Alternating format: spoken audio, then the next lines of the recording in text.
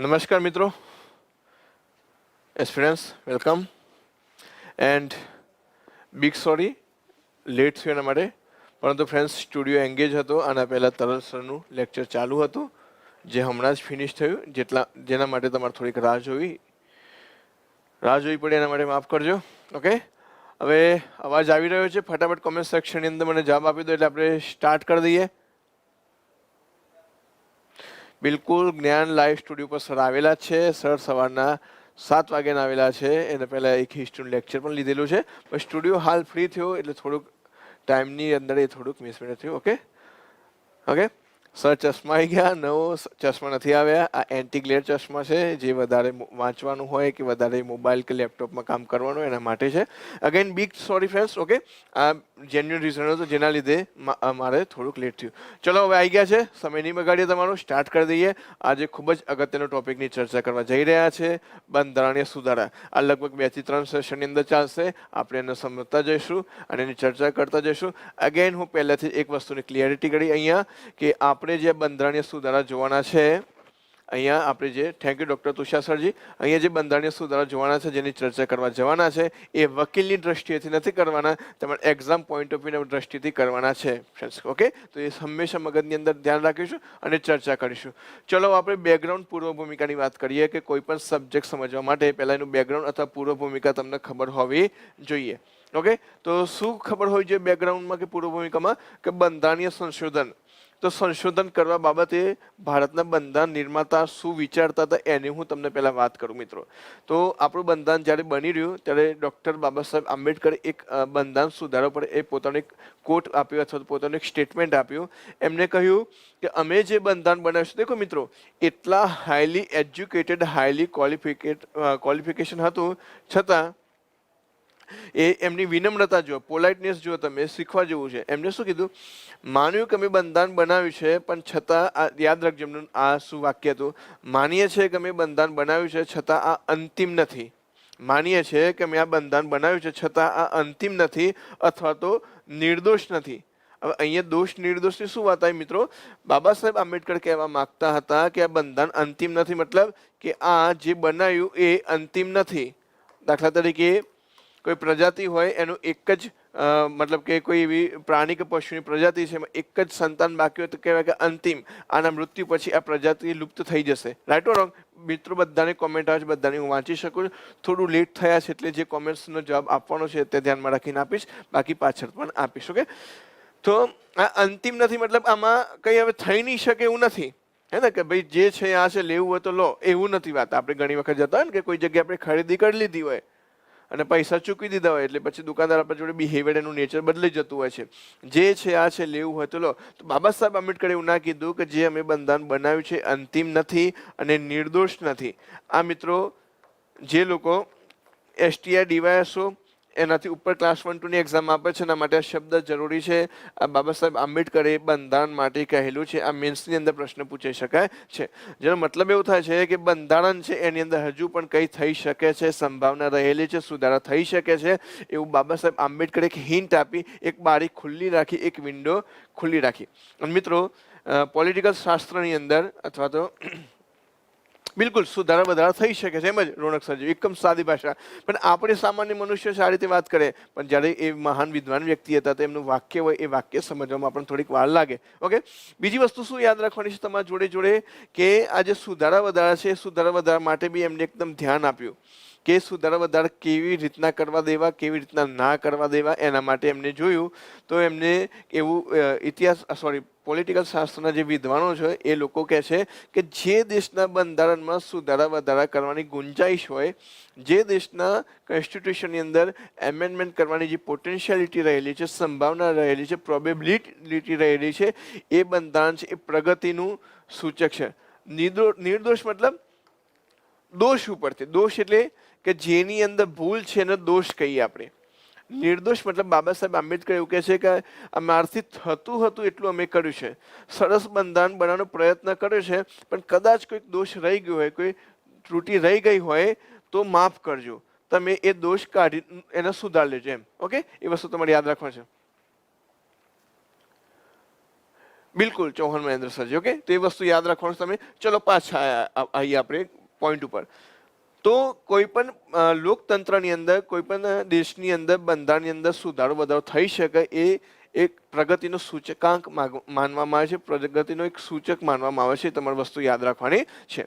બીજી વસ્તુ કે જે બંધારણીય સુધારા કરવા માટે એમને દુનિયાના બધા દેશ જોયા કે જ્યાં બંધારણ છે, અને એમને જોયું કે કેનેડા જેવું બી ના કરાય, કે કેનેડામાં એકદમ ઇઝી છે બંધારણીય સુધારો કરવો, કે ના ના તો કઈ પ્રોબ્લેમ થશે ભારતની અંદર, પછી રોજ સુધારા થવા માંડશે. ના, એવું નથી કરવું. તો શું કરવું છે? અમેરિકા જેવું, ઓસ્ટ્રેલિયા જેવું, કે ના એવું પણ નથી કરવું. કારણ કે અમેરિકા અને ઓસ્ટ્રેલિયાની અંદર સુધારો કરવો એટલે પથ્થરના ચણા ચાવવા જેવું હોય છે, ખૂબ જ કઠિન છે. આપણા લોકો ફસાઈ જશે એવું બી નથી કરવું, કારણ કે આ દિવસ બદલાશે, માંગ બદલાશે, જરૂરિયાત બદલાશે. તે જરૂરિયાતને સંતોષી શકે, એ ધર્મ જાતિ અલગ અલગ જાતના લોકોને સંતોષી શકે એવું બંધારણ હોવું તો જોઈએ. તો શું કરવું જોઈએ? તો એમને રિપીટ એના માટે કહ્યું કે આપણે બંને વચ્ચેનું મિશ્રણ લાવીએ. ભારતે આ મધ્યમ માર્ગ બહુ અપનાવ્યો છે. ભારતે મિત્રો, આપણો દેશે મધ્યમ માર્ગ બહુ અપનાવ્યો છે. ઇકોનોમી, બે મુદ્દા હતા એના જોડે, કેપિટાલિસ્ટ બાજુ જાઉં કે કોમ્યુનિસ્ટ બાજુ જાઉં. ચલો મધ્યમ માર્ગે જઈએ, સોશિયલિઝમ બાજુ ગયા. અમેરિકા બાજુ જાઉં, રશિયા બાજુ જાઉં, એકે બાજુ નથી જવું, અમારે અમારા રસ્તે જવું છે, નોન એલાઇનમેન્ટ મુવમેન્ટ. કઠોર બંધારણ રાખીએ કે લચીલું બંધારણ રાખીએ, એકે બાજુ નથી જવું. ક્યાં જવું છે? મધ્યમ માર્ગે. તો ભારતની પ્રકૃતિ રહેલી છે મિત્રો, હે ને? આ ભારતની પ્રકૃતિ છે, એનો વિચાર છે, એનો આઈડિયા છે, તમારે એને સમજવો પડશે. તો ભારતે કીધું કે આપણે કામ કરીએ, બહુ કઠોર બી ના હોય, બિલકુલ બુદ્ધનો માર્ગ કહી શકો છો. સરસ પ્રણય સજીવ, સરસ રિલેવન્ટ અથવા જોઈન્ટ કર્યું તમે. આને તમે કઠોર પણ ના કહી શકો ને લચીલું બી ના કહી શકો, એવું બંધારણ બનાવીએ. એટલા માટે થઈને અહીંયા આ પ્રશ્ન ઊભો થયો. ભારતની અંદર બંધારણની અંદર 3 પ્રકાર સુધાર થાય છે. એક સામાન્ય બહુમતીથી, એક વિશેષ બહુમતીથી, અને વિશેષ બહુમતી પ્લસ રાજ્યોની સહમતી. આનો મતલબ શું થાય મિત્રો? સમજીએ આપણે. ઓકે, કે ઇંગ્લેન્ડમાં સંસદ કોઈ પણ સુધારો કરી શકે, બિલકુલ મિતેશ કુમાર સરજી. અને ઇંગ્લેન્ડની અંદર સંસદ કોઈ પણ સુધારો કરે તો ત્યાંની ન્યાયપાલિકાને જીરો નથી કરી શકતી, જે ભારતની અંદર કરી શકે છે. Okay, doctor Ambedkar greatest person હતા, બિલકુલ, એમાં કોઈ જ પ્રશ્ન નથી. ચૌહાણ જયપ્રકાશ સરજી, એમાં કોઈ શંકાનું સ્થાન નથી. ઓકે, તો હવે ડોક્ટર બાબા સાહેબ આંબેડકર તમે ગ્રેટ માનતા હોય તો એમનું બંધારણ પણ તમારે આવડતું હોવું જોઈએ, તો એમને સાચી શ્રદ્ધાંજલિ કહેવાય મારા મતે. ઓકે, થેન્ક યુ મયંક સરજી. તમે ગુજરાતના બંધારણના ભીષ્મ પિતામાં છો. ખૂબ ખૂબ ધન્યવાદ મિત્રો. ચલો આપણે એને સરળ કરીએ છીએ આગળ. સામાન્ય બહુમતી, વિશેષ બહુમતી, વિશેષ બહુમતી પ્લસ રાજ્યોની સંમતિ. પ્લસ જેવો કેસ હોય એવી દવા આવે. Right or wrong? કે સપોઝ કે તમને તાવ આવ્યો છે અને ડોક્ટર જોડે ગયા, તો ડોક્ટર ક્યારે પહેલા જ દ્રષ્ટિ અને પહેલી જ વારમાં તમને બોટલ ચડાવીને એડમિટ નહીં કરી દે. પહેલા તમને માઇનોર એમજીની ગોળી આપશે. ના મટ્યું, થોડુંક ડોઝ વધારશે. ના મટ્યું, હવે તો એડમિટ થવું પડશે. Right or wrong? તો એ જ રીતે આપણા જે કોન્સ્ટિટ્યુશન મેકર હતા, એમને કોન્સ્ટિટ્યુશન મેકરે પણ એ જ વસ્તુ જોઈ. કેવો કેસ છે, કેવી બાબત છે, એના આધારે આપણે કે સુધારો કરશું. સામાન્ય બાબત છે તો સામાન્ય બહુમતી વાળી ગોળી આપો. વિશેષ બાબત છે તો વિશેષ બહુમતી ગોળી આપો. દુર્યોધન છો, thank you so much friends. તમે દુર્યોધન કહો, શકુની કહો, નો પ્રોબ્લેમ, બસ કહો, એ ઘણું છે. વિશેષ બહુમતી પ્લસ રાજ્યોની સહમતિ આપો છો તો પણ કોઈ વાંધો નહીં. ઓકે, તો ફ્રેન્ડ્સ જેવો કેસ એ પ્રકારે દવા આપવાનું હોય છે બંધારણ નિર્માતા દ્વારા.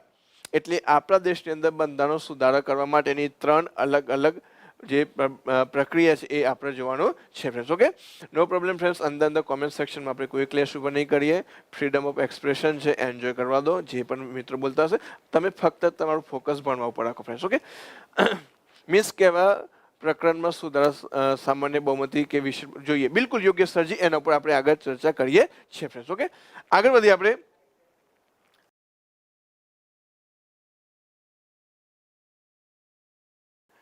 તો હવે એની અંદર જઈએ. તો ફ્રેન્ડ્સ, આપણા દેશની અંદર જે સામાન્ય બહુમતીથી સુધાર થાય, નોર્મલી હું તમને પ્રશ્ન પૂછું છું ફ્રેન્ડ્સ, નો અંદર કોઈ ચર્ચા નહીં. જ્યારે તમે ફોકસ એનર્જી વેસ્ટ નહીં કરવાની મિત્રો કોઈના માટે. જ્યારે પણ કોઈ પણ જગ્યાએ બંધારણનો સુધારો કરવામાં આવે તો વિશેષ બહુમતી તો જોઈએ જ. એટલા માટે એનાથી છૂટું પાડવા માટે અહીં એક અલગ પ્રોવિઝન મૂકવામાં આવ્યું કે એવું ઘણું છે. અને જ્યારે વિશેષ બહુમતીથી બંધારણ સુધારો આવે એટલે તમને અનુચ્છેદ કયો યાદ આવે? 368 અનુચ્છેદ યાદ આવે. આ એક આઈડેન્ટિટી છે. બંધારણીય સુધારો તમે બોલો એટલે સીધો જોડે જોડે એક બીજો શબ્દ છે એ આવી જાય. કયો શબ્દ આવી જાય? અનુચ્છેદ 368. નો ફ્રેન્ડ્સ, તમારે આટલે બધાને ગુડ કોમેન્ટ છે, ચિંતા નહીં કરો, હું ક્યારે ઇન્ફ્લુઅન્સ નહીં તો કોઈની કોમેન્ટથી. એમને બી વેલકમ જ છે. With સરજી welcome. ઓકે, તો 368 અને સુધારો બંને એકબીજા સાથે જોડાયેલા છે. હવે અહીંયા પ્રોબ્લેમ થયો કે હવે એવી ઘણી બાબત છે કે જેમાં યાર આટલી બધી જફા નથી કરવાની. કારણ કે જ્યારે અનુચ્છેદ 368 અંતર્ગત તમે સુધારો કરવા જાઓ છો તો હાજર રહેલા, ઉપસ્થિત રહેલા, મતદાન કરનાર એટલે એની બહુમતી અને પાછું હાજર રહેનાર અને મતદાન કરનારના 2/3 આ બંને કન્ડિશન ફૂલફિલ થાય તો જ થાય. તો આ તો કે લોચું પડશે. એટલી મોટી જે શું કહેવાય એની જરૂરિયાત છે અથવા જે દવાની જરૂરિયાત નથી, ઓવરડોઝ થઈ જશે આની અંદર. એટલે એના માટે બંનેને ધ્યાન રાખવાનું હતું કે આ જે વસ્તુ છે એની અંદર જે પ્રમાણે એનો રોગ છે એ પ્રમાણે દવા કરવાની છે. તો આને અલગ કરવામાં આવી કે આના માટે કઈ વિશેષ બહુમતીને એટલી બધી જફા કરવાની જરૂર નથી. ફ્રેન્ડ્સ, કોઈ બી અભદ્ર કોમેન્ટ ના કરતા, બ્લોક કરી દેવામાં આવશે. ઓકે, ફક્ત ને ફક્ત ભણવામાં ધ્યાન રાખો. હે ને રિસ્પેક્ટ ગર્લ. આ પ્રકારના સુધારા માટે બંને ગૃહમાં હાજર રહેલ અને મતદાન કરનારા સભ્યોને અડધાથી વધુની પરવાનગી પર્યાપ્ત છે. મતલબ આટલું ઇનફ છે. નાની ટેબ્લેટ, નાની ગોળી છે એ પર્યાપ્ત છે, ઇનફ છે. ઓકે સર, બંધારણ બનાવતા ડૉક્ટર આંબેડકર સાહેબ કે બહુ જ પ્રેશર આવેલું, આંબેડકર મુજબ નહીં થયું બધું, એના ઉપર આપણે વાત કરશું. હા, હું સમજી શક્યો તમે પુષ્પેન્દ્ર કોલશેટના વિડીયોના આધારે વાત કરો છો, એ ડિસ્કશન કરશું આપણે. તો આ પ્રકારના સુધારા માટે બંને ગૃહમાં હાજર રહેલ અને મતદાન કરવાના સભ્યોને અડધાથી વધુ. મતલબ સિમ્પલ, બંને ગૃહ એટલે કયા કયા ગૃહ? રાજ્યસભા અને લોકસભામાં હાજર રહેલ અને મતદાન કરવાની સભ્યોના અડધાથી વધુ, મતલબ 50%થી વધારે. વાત પૂરી. પેલું 2/3 ને બધું કરવાની કોઈ જરૂર નથી. ખાલી 50%થી વધારે હોય તો નો પ્રોબ્લેમ ફ્રેન્ડ્સ. આપણે અહીંયા ધ્યાન આપો. 50% વધારે બહુમતી મળી ગઈ, એને બહુમતી કહેવાય ઓબ્વિયસલી. એટલે વાત પૂરી થઈ જાય છે મિત્રો અહીંયા ગાડી. Right or wrong? ઓકે, તો બંધારણની સુધારાની અંદર 3 પ્રકાર હતા. એ 3 પ્રકારમાં જે અલગ પડે છે ને એ આ પ્રકાર અલગ પડે છે. આમાં કોઈ વિશેષ બહુમતી નથી જોઈતી, આમાં વિશેષ બહુમતી જોઈએ છે, અને આમાં વિશેષ બહુમતી પ્લસ રાજ્યોની પણ સહમતી જોઈએ છે. એટલે કયું વધારે કઠિન છે? જો ગ્રાફની રીતે જોવામાં આવે તો આ ઇઝી છે, આ સૌથી ઇઝી છે એટલે આને 1 નંબર આપીએ. આ એનાથી થોડું હાર્ડ છે એટલે આને 2 નંબર આપીએ. અને આ ત્રણેયમાં સૌથી હાર્ડ છે આને 3 નંબર આપીએ. પણ એ જેવો જેવો કેસ હશે એ પ્રમાણે જ આને કરવામાં આવ્યું હશે ફ્રેન્ડ્સ. ઓકે, નો પ્રોબ્લેમ. કિરણ સર, આપણે કોઈના ઉપર કોમેન્ટ ના કરો, આપ ખાલી ભણવા ઉપર ધ્યાન આપો બસ સર. ઓકે સર, હાલમાં કરંટના બંધારણના સુધારણા, બિલકુલ ફ્રેન્ડ્સ, આખી બંધારણના સુધારણા આપણે હાલ ડિસ્કશન કરીએ છીએ અને બધા કેસીસની બી વાત કરશો. ઓકે, ચલો આગળ વધીએ આપણે. તો આ ખાલી સિમ્પલ મેજોરિટી. સપોઝ એક્ઝામ્પલ બતાવું છું કે 150 જણ એ દિવસ ગૃહમાં હાજર હતા. એક્ઝામ્પલથી આપું કે કોઈ સુધારો કરવાનો હતો, 150 જણ ગૃહની અંદર આવ્યા હતા અને ગૃહની અંદરથી 76 જણાએ વસ્તુ પાસ કરી, એટલે સામાન્ય બહુમતીથી સુધારો થઈ ગયો. ઓકે, તો આની અંદર યાદ રાખ, આવી બાબતોના સુધારા બંધારણના અનુચ્છેદ 368 અંતર્ગત માનવામાં આવશે નહીં. જે સુધારો આ રીતે કરવામાં આવ્યો હશે એ સુધારાને અનુચ્છેદ 368 અંતર્ગત માનવામાં નહીં આવે. એ વસ્તુ તમારે જોવાની છે. ઓકે, બીજું અનુચ્છેદ 2, અનુચ્છેદ 3. હવે તમને પ્રશ્ન થાય કે આવા સુધારા કયા કયા અનુચ્છેદ અંતર્ગત આવે છે? આમાં તમને પ્રશ્ન થશે કે સર, તો સામાન્ય બહુમતીથી પસાર થયેલા બંધારણીય સુધારા કયા કે જેને અનુચ્છેદ 368 અંતર્ગત માનવાના નથી? તો એના એક્ઝામ્પલ છે અનુચ્છેદ 2 છે, અનુચ્છેદ 3 છે, અનુચ્છેદ 4, અનુચ્છેદ 75, 97, 105(3), 106, 125 ને 148. પ્રશ્ન એ થશે સાહેબ આ બધા યાદ રાખવાના? તો ના મિત્રો. ઓકે, કારણ કે આ બધા યાદ રાખવાની તમારે બિલકુલ જરૂર નથી. તમારે ફક્ત ને ફક્ત કેટલું યાદ રાખવાનું છે? અનુચ્છેદ 2 અને અનુચ્છેદ 3 યાદ રાખવાના છે, બીજા કોઈને યાદ રાખવાના નથી. તમને એક્ઝામમાં પૂછાશે અનુચ્છેદ 2 અને અનુચ્છેદ 3. હવે અનુચ્છેદ 2 અને 3 ને આપણે કમ્બાઈન કરીને જોઈએ અથવા એક્ઝામ્પલની રીતે પ્રેક્ટિકલ રીતે જોઈએ. મિત્રો જુઓ, અનુચ્છેદ 2 અને 3 નવા રાજ્યોની સ્થાપના થાય છે. ભારતના બંધારણની અંદર ભાગ 1 ની અંદર આ અનુચ્છેદ આવેલા છે. મતલબ અનુચ્છેદ 3 થી વધારે બેટર સમજાવું. સપોઝ કે સંસદને ગુજરાતનું નામ બદલવું, ધ્યાનથી સમજજો, હું એક્ઝામ્પલથી તમને સમજાવું છું. ઓકે, પ્રણેશ સરજી એના પર બી આવીએ છીએ આપણે. અનુચ્છેદને અથવા તો સંસદને સપોઝ કે ગુજરાત, આપણું ગુજરાત રાજ્યનું નામ છે બદલવું છે, તો આ બંધારણીય સુધારો તો કહેવાશે, પણ કયા અંતર્ગત નહીં કહેવાય? 368 અંતર્ગત નહીં કહેવાય. કારણ કે સંસદ હશે, ગુજરાતનું જે નવું નામ રાખવું છે, બરોબર છે, એ નામનો જે ખરડો છે એ લોકસભામાંથી પસાર કરશે, 50%થી વધારે લોકોએ પાસ કર્યો તો લોકસભામાંથી પસાર, પછી રાજ્યસભામાં જશે, એને 50%થી વધારે પાસ કર્યો તો રાજ્યસભામાં પસાર, અને રાષ્ટ્રપતિ એના પર સહી કરશે તો એ દિવસથી ગુજરાતનું જે નામ બદલ્યું છે એ નામ થઈ જશે. મારો કહેવાનો મતલબ કે અહીંયા 2/3 સભ્યો એ બધાની જરૂર નથી, સામાન્ય કામથી પતી જશે. ના તો રાજ્યોની પરવાનગી અથવા એમનું અનુમાન અથવા તો એમનું સમર્થન બી જરૂર નથી, કે ના વિશેષ બહુમતીની જરૂર છે. તો એના માટે એક્ઝામ્પલમાં બધા આર્ટિકલ નહીં, ખાલી અનુચ્છેદ 2, અનુચ્છેદ 3 અને વધારેમાં વધારે અનુચ્છેદ 4 યાદ રાખવાનો છે, વધારે તમને પૂછશે નહીં. ઓકે, બિલકુલ. મૌલિક કુમાર લેવા સર, રાજ્યનો ભારતમાં નવા સમાવેશ કરવા અથવા રાજ્યની સીમા, નામ વગેરેમાં પરિવર્તન કરવા. અને આર્ટિકલ 2, અનુચ્છેદ 2 અને 3 વચ્ચેનો ડિફરન્સ જોડે સમજો તો મિત્રો, બંનેમાં નવા રાજ્યોની સ્થાપના થાય છે, પણ અનુચ્છેદ 2માં શું, જે ભારતના ભાગ ન હતા અને ભારતની અંદર સમાવેશ થયો અને રાજ્ય બન્યું, એ અનુચ્છેદ 2 અંતર્ગત. સપોઝ સિક્કિમ 1975 પહેલા સિક્કિમ ભારતનો ભાગ ન હતો, 1975માં એના ભારતમાં સમાવેશ કરવામાં આવ્યો તો એ અનુચ્છેદ 2 અંતર્ગત કહેવાય. ફોર એક્ઝામ્પલ, મુંબઈમાંથી ગુજરાતને અલગ કર્યું તો અનુચ્છેદ 3, તેલંગા બન્યું તો અનુચ્છેદ 3, છત્તીસગઢ બન્યું, કારણ કે ઓલરેડી ભારતના જે રાજ્ય હતા એમાંથી જ અલગ બન્યા હતા, એટલા માટે યાદ રાખવાના છે. Okay, correct. આગળ વધીએ આપણે વિશેષ બહુમતીથી. ઓકે, હવે આનાથી એક સ્ટેપ આગળ, એક ડોઝ ઉપરનો જઈએ આપણે, હે ને? તો એમાં શું લખ્યું છે? આ ખરડામાં ગૃહની કુલ સંખ્યાનો બહુમત પ્રાપ્ત થયેલો હોવો જોઈએ. મતલબ ગૃહની જે કુલ સંખ્યા છે એનો બહુમત પ્રાપ્ત થવું જોઈએ.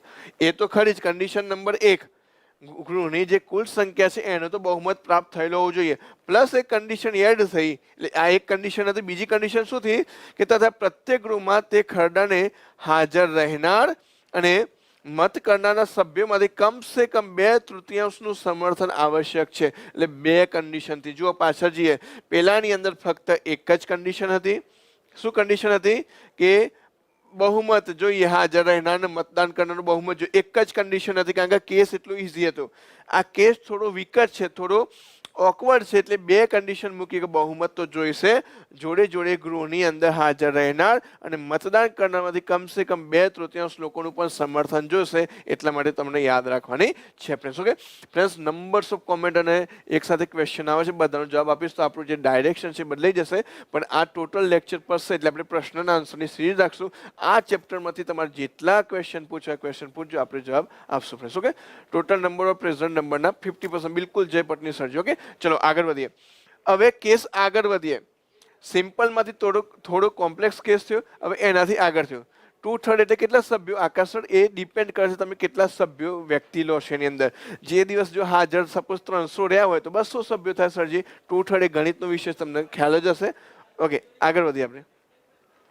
હવે એનાથી બી એક્સ્ટ્રીમ કેસ, એનાથી બી મોટો કેસ, કે આ કેસની અંદર તમારે બોટલ ચડાવવી જ પડશે. આટલાથી કામ નહીં ચાલે, તમારે એના સગાવાલા બોલાવવા પડશે, એમની પરમિશન લેવી પડશે, તો જ અમે ઓપરેશન કરી શકશું. તો આ કેસીસની અંદર તમારે શું કરવાનું છે? શું કહ્યું છે આની અંદર? કે સંસદના વિશેષ બહુમત સિવાય, એટલે જે પાછળ છે એમાં કંઈક ઉમેરાતું જાય છે. સ્ટેપ નંબર 1માં, બીજામાં એક બીજું સ્ટેપ ઉમેરાયું, ત્રીજામાં 2 સ્ટેપ તો ખરા, એમાં હજી એક સ્ટેપ ઉમેરાયું. Right or wrong? યાદ રહેશે ને? ચલો, સંસદના વિશેષ બહુમત સિવાય કમસે કમ અડધા રાજ્યોના વિધાનમંડળનું સમર્થનથી પસાર થવા જોઈએ. પણ ફ્રેન્ડ્સ, અહીંયા શબ્દ છે રેટિફિકેશન. અહીંયા સમર્થનનો મતલબ છે કે એમનું સમર્થન હશે, એમ કે એક બિલ, એક ખરડો પસાર થાય એવી પ્રક્રિયા નથી કરવાની, ખાલી એમની મરજી છે. જેમ સમર્થન જોઈએ, જેમ રાષ્ટ્રપતિના ઇલેક્શનમાં ઊભું રહેવા માટે જેવું સમર્થન જોઈએ ને, એવું સાદું સમર્થન જોઈશે. બિલ પસાર કરવું એવું જરૂરી નથી, તમારે ખાસ યાદ રાખવાના છે. ઓકે સર, 2/3 ના સર, એ દિવસે જે હાજર હશે હાર્દિક પટેલ સર, અને જે મત કરવાના હશે એના 2/3 કરવાના. ઓકે, બિલકુલ. હવે બીજી રીતે સમજીએ આપણે. આના માટે એક એક્ઝામ્પલ આપણા જોડે ઓલરેડી છે, કે પહેલા સમજી લઈએ. આ પ્રકારના સુધારણનો સંબંધ સંગાત્મક, આ આખો શબ્દ ભેગો છે, આ રીતે હું કરેક્ટ કરું, લખી દેજો. સંગાત્મક મતલબ કે આની જરૂર ક્યારે પડશે? આ પ્રકારની ટ્રીટમેન્ટ ક્યારે જરૂર પડશે? તો હું તમને કહું છું, આ પ્રકારના સુધારણનો સંબંધ સંગાત્મક માળખા સાથે છે. હવે આપણે સંગાત્મક માળખું એટલે શું સમજીએ? અનુચ્છેદ 1 યાદ કરો. ભારતના બંધારણનો અનુચ્છેદ 1 યાદ કરો. એમાં શું કહ્યું છે ભારતના બંધારણની અંદર કે ભારત રાજ્યોનો બનેલો સંઘ હશે. એટલે સંઘ શબ્દ તો ખબર પડી ગઈ.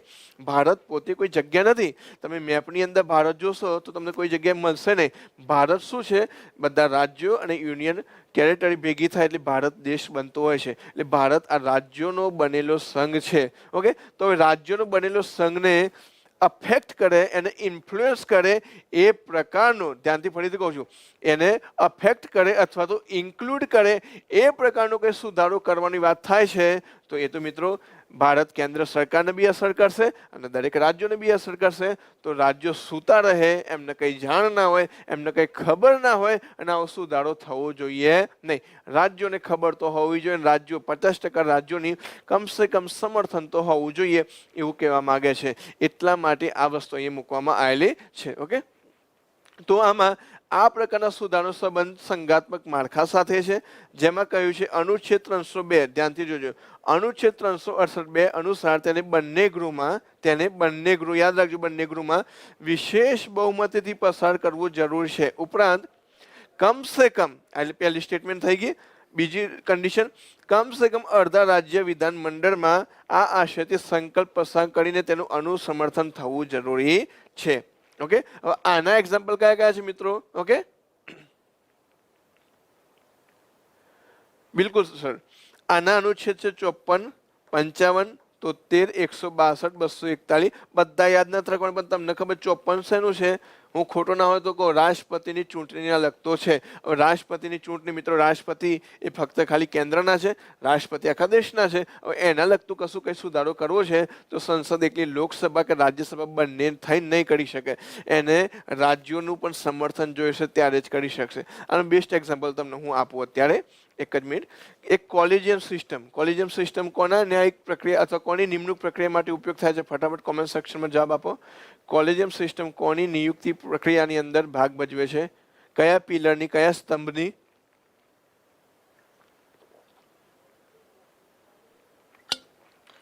કોલેજિયમ સિસ્ટમ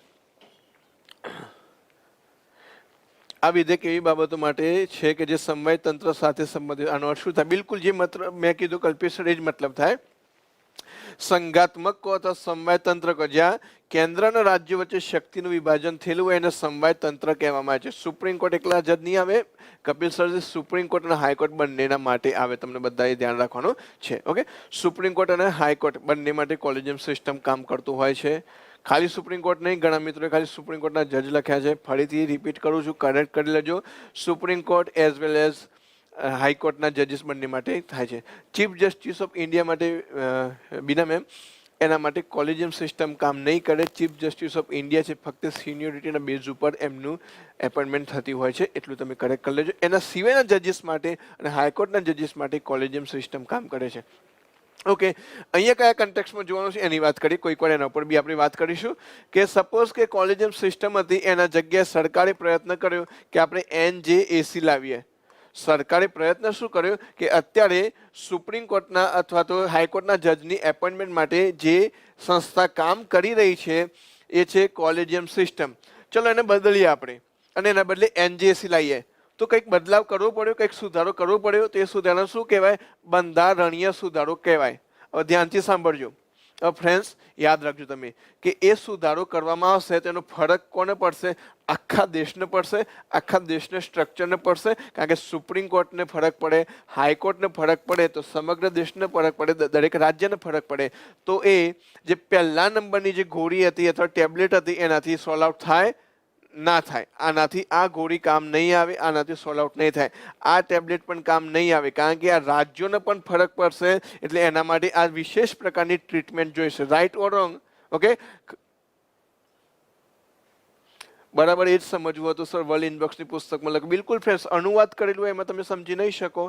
ભાવાનુવાદ જરૂરી છે. અનુવાદ તો મળી જાય, ઇંગ્લિશનું ગુજરાતી ટ્રાન્સલેટર બેસાડો. એટલે કોઈ પણ બુકની વાત નથી કરું, જનરલ વાત કરશું મિત્રો. ઓકે, ચલો આપણે પાછા આવી જઈએ. આપણે તો આ NJAC લાવવાની વાત કરી દીધી. હવે NJAC નું ફૂલ ફોર્મ તો તમને બધાને ખબર છે, નેશનલ જ્યુડિશિયલ એપોઇન્ટમેન્ટ કમિશન. હવે આ ઇઝી ન હતું મિત્રો, સરકારને ખબર હતી અને અહીંયા તમને પોલિટિક્સનું બેસ્ટ એક્ઝામ્પલ જોવા મળશે કે ભલે સ્ટેજ ઉપર કે ટીવી ઉપર કે ન્યૂઝની જે ડિબેટ થતી હોય એકબીજાને મારવા ઊભા થઈ જાય એટલું એગ્રેશન હોય, અહીંયા કેટલા ચોર ભાઈ થઈ ગયા તમે જુઓ. કઈ રીતે સમજાવું તમને કે આવો સુધારો કરવા માટે લોકસભામાં વિશેષ બહુમતીની જરૂર પડતી, રાજ્યસભામાં વિશેષ બહુમતી જરૂર પડતી. 50%થી વધારે રાજ્ય, એ વખતે 29 રાજ્ય હતા એટલે 15 રાજ્યોની પણ સહમતીની જરૂર હતી. દેખો, લોકસભા અને રાજ્યસભામાં વિશેષ બહુમતીની જરૂર પડતી અને 15 રાજ્યોની સહમતીની જરૂર પડતી. જુઓ કેટલું ટફ હતું. આજે જ્યારે પબ્લિક વેલફેરની કોઈ યોજના હોય છે, નિયમ હોય છે, તો એ પાસ થતા ખૂબ સમય લઈ લેતો હોય છે, પરંતુ અહીંયા એક્સપેક્ટેશન કરતાં કંઈક અલગ જ થયું. લોકસભામાં એકદમ મલાઈની જેમ પાસ થઈ ગયું, એકદમ ક્રીમની જેમ પાસ થઈ ગયું. રાજ્યસભામાં બી થઈ ગયું, હે ને. વિપક્ષ ક્યાંય આનો વિરોધ ના કર્યો, વિપક્ષ આની કઈ વાત બી ના કરી, કોઈએ વાત ના કરી રામ જેઠમલાની સિવાય. મૌલિક લેવાસો દ્વારા આ ફેક્ટ મને જાણવા મળી હતું કે કોઈએ વિરોધ ના કર્યો. લોકસભામાં બી પાસ થઈ ગયું નિર્વિવાદ, રાજ્યસભાની અંદર બી પાસ થઈ ગયું ફ્રેન્ડ્સ. અને 15 રાજ્યોની અહીંયા ચેલેન્જ હતી કે ભાઈ 15 રાજ્યોની પરમિશન કઈ રીતે લઈશું, કારણ કે દરેક જગ્યાએ એક પક્ષની તો સરકાર નથી. ભાજપની સરકાર હોય કેન્દ્રમાં તો કોંગ્રેસ વાળા ના જ પાડવાના. તો સૌથી મોટી ચેલેન્જ આવી રહી હતી રાજ્યોની અંદર. પણ મિત્રો તમને ખબર છે 15 રાજ્યોની સહમતિ જોઈતી હતી. કેટલા રાજ્યોની સહમતિ મળી ખબર તમને? 22 રાજ્યોની જરૂર હતી. 15ની આયા કેટલા રાજ્ય? 22 રાજ્યોની સહમતિ મળી ગઈ. વિચારો, તમને બધાને કાનો કાન ખબર બી પડી. આપણે તો આ ફિલ્ડની અંદર છે એટલે મિત્રો આ બધી જાણકારી રાખવી પડતી હોય છે, ઈચ્છા હોય કે ના હોય. પણ અહીંયા ગાડી તમે જુઓ, બદલાવ આવી ગયો. અહીંયા ગાડી આપણે એ જોવાનું છે કે આ દેખો એક એવું બદલાવ હતો કે જે કોને ફરક પાડતો? સંઘાત્મક માળખાને, સ્ટ્રક્ચરને, જે ફેડરલ સ્ટ્રક્ચર છે, જે સમવાય તંત્ર છે, એને ફરક પાડતો હતો. એટલા માટે રાજ્યોની પણ સહમતિ જરૂર હતી. એટલે ત્રીજા નંબરની ટ્રીટમેન્ટ લાવવી પડે એવી હતી અને ત્રીજા નંબરની ટ્રીટમેન્ટ અહીંયા કરી હતી ફ્રેન્ડ્સ. ઓકે, 3 જ દિવસમાં બંને આરએસ અને લોકસભા અને રાજ્યસભા પાસ થઈ ગયા હતી. બિલકુલ ઇન્દિરા પ્રજાપતિ મેમ. સર, આપણા દેશમાં સંઘના બિલ સર્વોપરી હોય છે તો રાજ્યોની સહમતિની શું જરૂર? મેમ, કોન્સ્ટિટ્યુશને કીધેલું છે ભાવના મેડમ કે જે રાજ્યો છે, સંઘ બનેલો કોનાથી? રાજ્યો દ્વારા. સંઘ પણ નિરંકુશ ના થઈ શકે એટલા માટે. આઈ હોપ તમે ક્લિયર હશો. ઓકે, આગળ વધીએ. બિલકુલ, સંસદ સભ્યના પગાર વધારવામાં આવું થયું હતું, પણ રાષ્ટ્રપતિ રોનક પટેલ સર તમને ખબર હશે એ કેસની અંદર એબ્સોલ્યુટ વીટો પાવર વાપરીને રોકી દીધું હતું. બિલકુલ આવું થયું. આમાં પણ એવું થયું, એમની જે મનસા હતી એ મનસા સફળ થઈ નહીં. જ્યુડિશિયરી બેઠું હતું. જ્યુડિશિયરીને બંધારણીય અધિકાર આપ્યો છે કે ભાઈ આ સરકાર છે ને એ પ્રોબ્લેમ વાળી આવશે, તમારે ધ્યાન રાખવું છે બંધારણનું અને ભારતના નાગરિકોના મૂળભૂત અધિકારનું હનન થવું ના જોઈએ. એની જવાબદારી તમારી અને એના માટે અધિકાર અમે તમને આપીએ છીએ. અને એમને અધિકાર આપ્યો, અધિકારનો ઉપયોગ કર્યો. આટલું જબરજસ્ત વેની અંદર જે બિલ પસાર થયેલું હતું એના ન્યાયપાલિકાએ વાળીને ડૂચું બનાવીને ડસ્ટબિનની અંદર ફેંકી દીધું, એને ઝીરો કરી દીધું. મિત્રો, અહીંયા શું જાણવા મળ્યું કે આપણા દેશની અંદર બંધારણમાં, ધ્યાનથી સાંભળજો, આપણા દેશની અંદર બંધારણમાં સુધારો કરવાની સત્તા ફક્ત સંસદ જોડે છે. રાઈટ, એગ્રી કરીએ છીએ. પરંતુ એટલી સત્તા નથી કે એ તમારા મૂળભૂત અધિકારનું હનન કરી શકે અથવા ભારતના બંધારણનું જે બેઝિક સ્ટ્રક્ચર છે, જે મૂળભૂત માળખું છે, જે બેઝિક પ્રિન્સિપલ છે એને નુકસાન કરી શકે. જો નુકસાન કરશે તો ન્યાયપાલિકા જેટલા પ્રોવિઝન હશે નુકસાન કરતા એ પ્રોવિઝનને ઝીરો કરી દેશે. એ વસ્તુ તમારે યાદ રાખવાનું છે. ઓકે સર, જે રાજ્ય માટે કાયદો બનાવવાનો હોય એની સહમતિ ના જોઈએ. રાજ્ય માટે કાયદાની વાત નથી જય પટની સર, આ સમગ્ર દેશને લાગુ પડતો એના માટે કાયદાની વાત છે અથવા તો કોઈ સુધારો કરવાની વાત છે. બિલકુલ છે, સંસદનો અધિકાર છે મિતેશ કુમાર સરજી. ઓકે, તો અનુચ્છેદ 368(2) માં કહેવામાં આવ્યું છે કે બંને ગૃહમાં વિશેષ બહુમતીથી પસાર કરવું જરૂરી છે. ઉપરાંત કમસે કમ અડધા રાજ્ય વિધાનસભા મંડળમાં પણ એની સહમતિ જોઈએ. એના માટેના ઉદાહરણ આર્ટિકલ પણ મેં તમને લખેલા છે. ચલો આગળ વધીએ આપણે.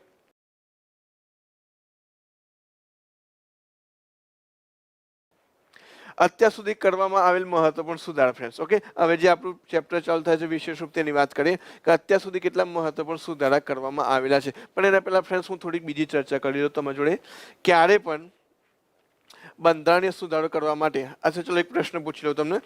બંધારણીય સુધારો કરવા માટે જ્યારે જોઈન્ટ સિટિંગ થાય, ઓકે, સર 3 જજ ટ્રાન્સફર કેસ સમજાવજો, એના આગળ ડિટેલમાં વાત કરીશું મેડમ. ઓકે, જ્યારે બંધારણીય સુધારા માટેની જોઈન્ટ સિટિંગ થાય એનું હેડિંગ કોણ કરશે? લોકસભાના અધ્યક્ષ કરશે કે રાજ્યસભાના સભાપતિ? ફટાફટ કોમેન્ટ સેક્શનમાં જવાબ આપો. સર આ ન્યાયપાલિકાને જ અધિકાર મળ્યા તે જોરદાર છે. અનુચ્છેદ 50 યાદ કરો યોગેશ સરજી. અનુચ્છેદ 50 શું કહે છે? Separation of judiciary from the executive body of India. અને એના આધારે ન્યાયપાલિકા એને શૂન્ય કર્યું. એનો આધાર શું હતો? અનુચ્છેદ 13, અનુચ્છેદ 226, અનુચ્છેદ 32 અને અનુચ્છેદ 50 એનો બેઝિક આધાર હતો.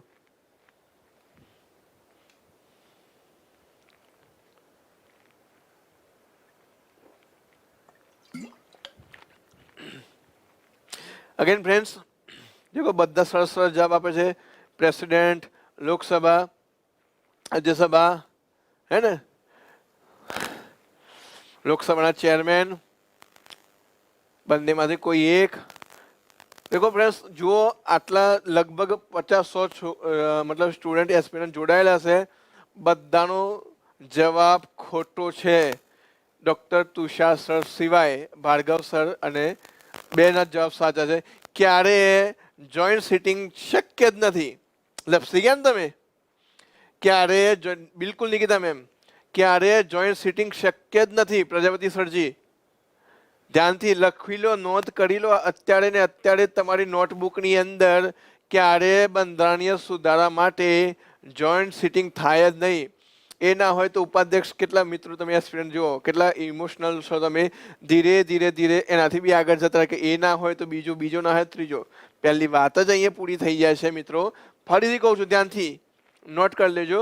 ક્યારે પણ બંધારણીય સુધારા માટે, નો પ્રોબ્લેમ, બંધારણીય સુધારા માટે જોઈન્ટ સિટિંગ થઈ જ ના શકે.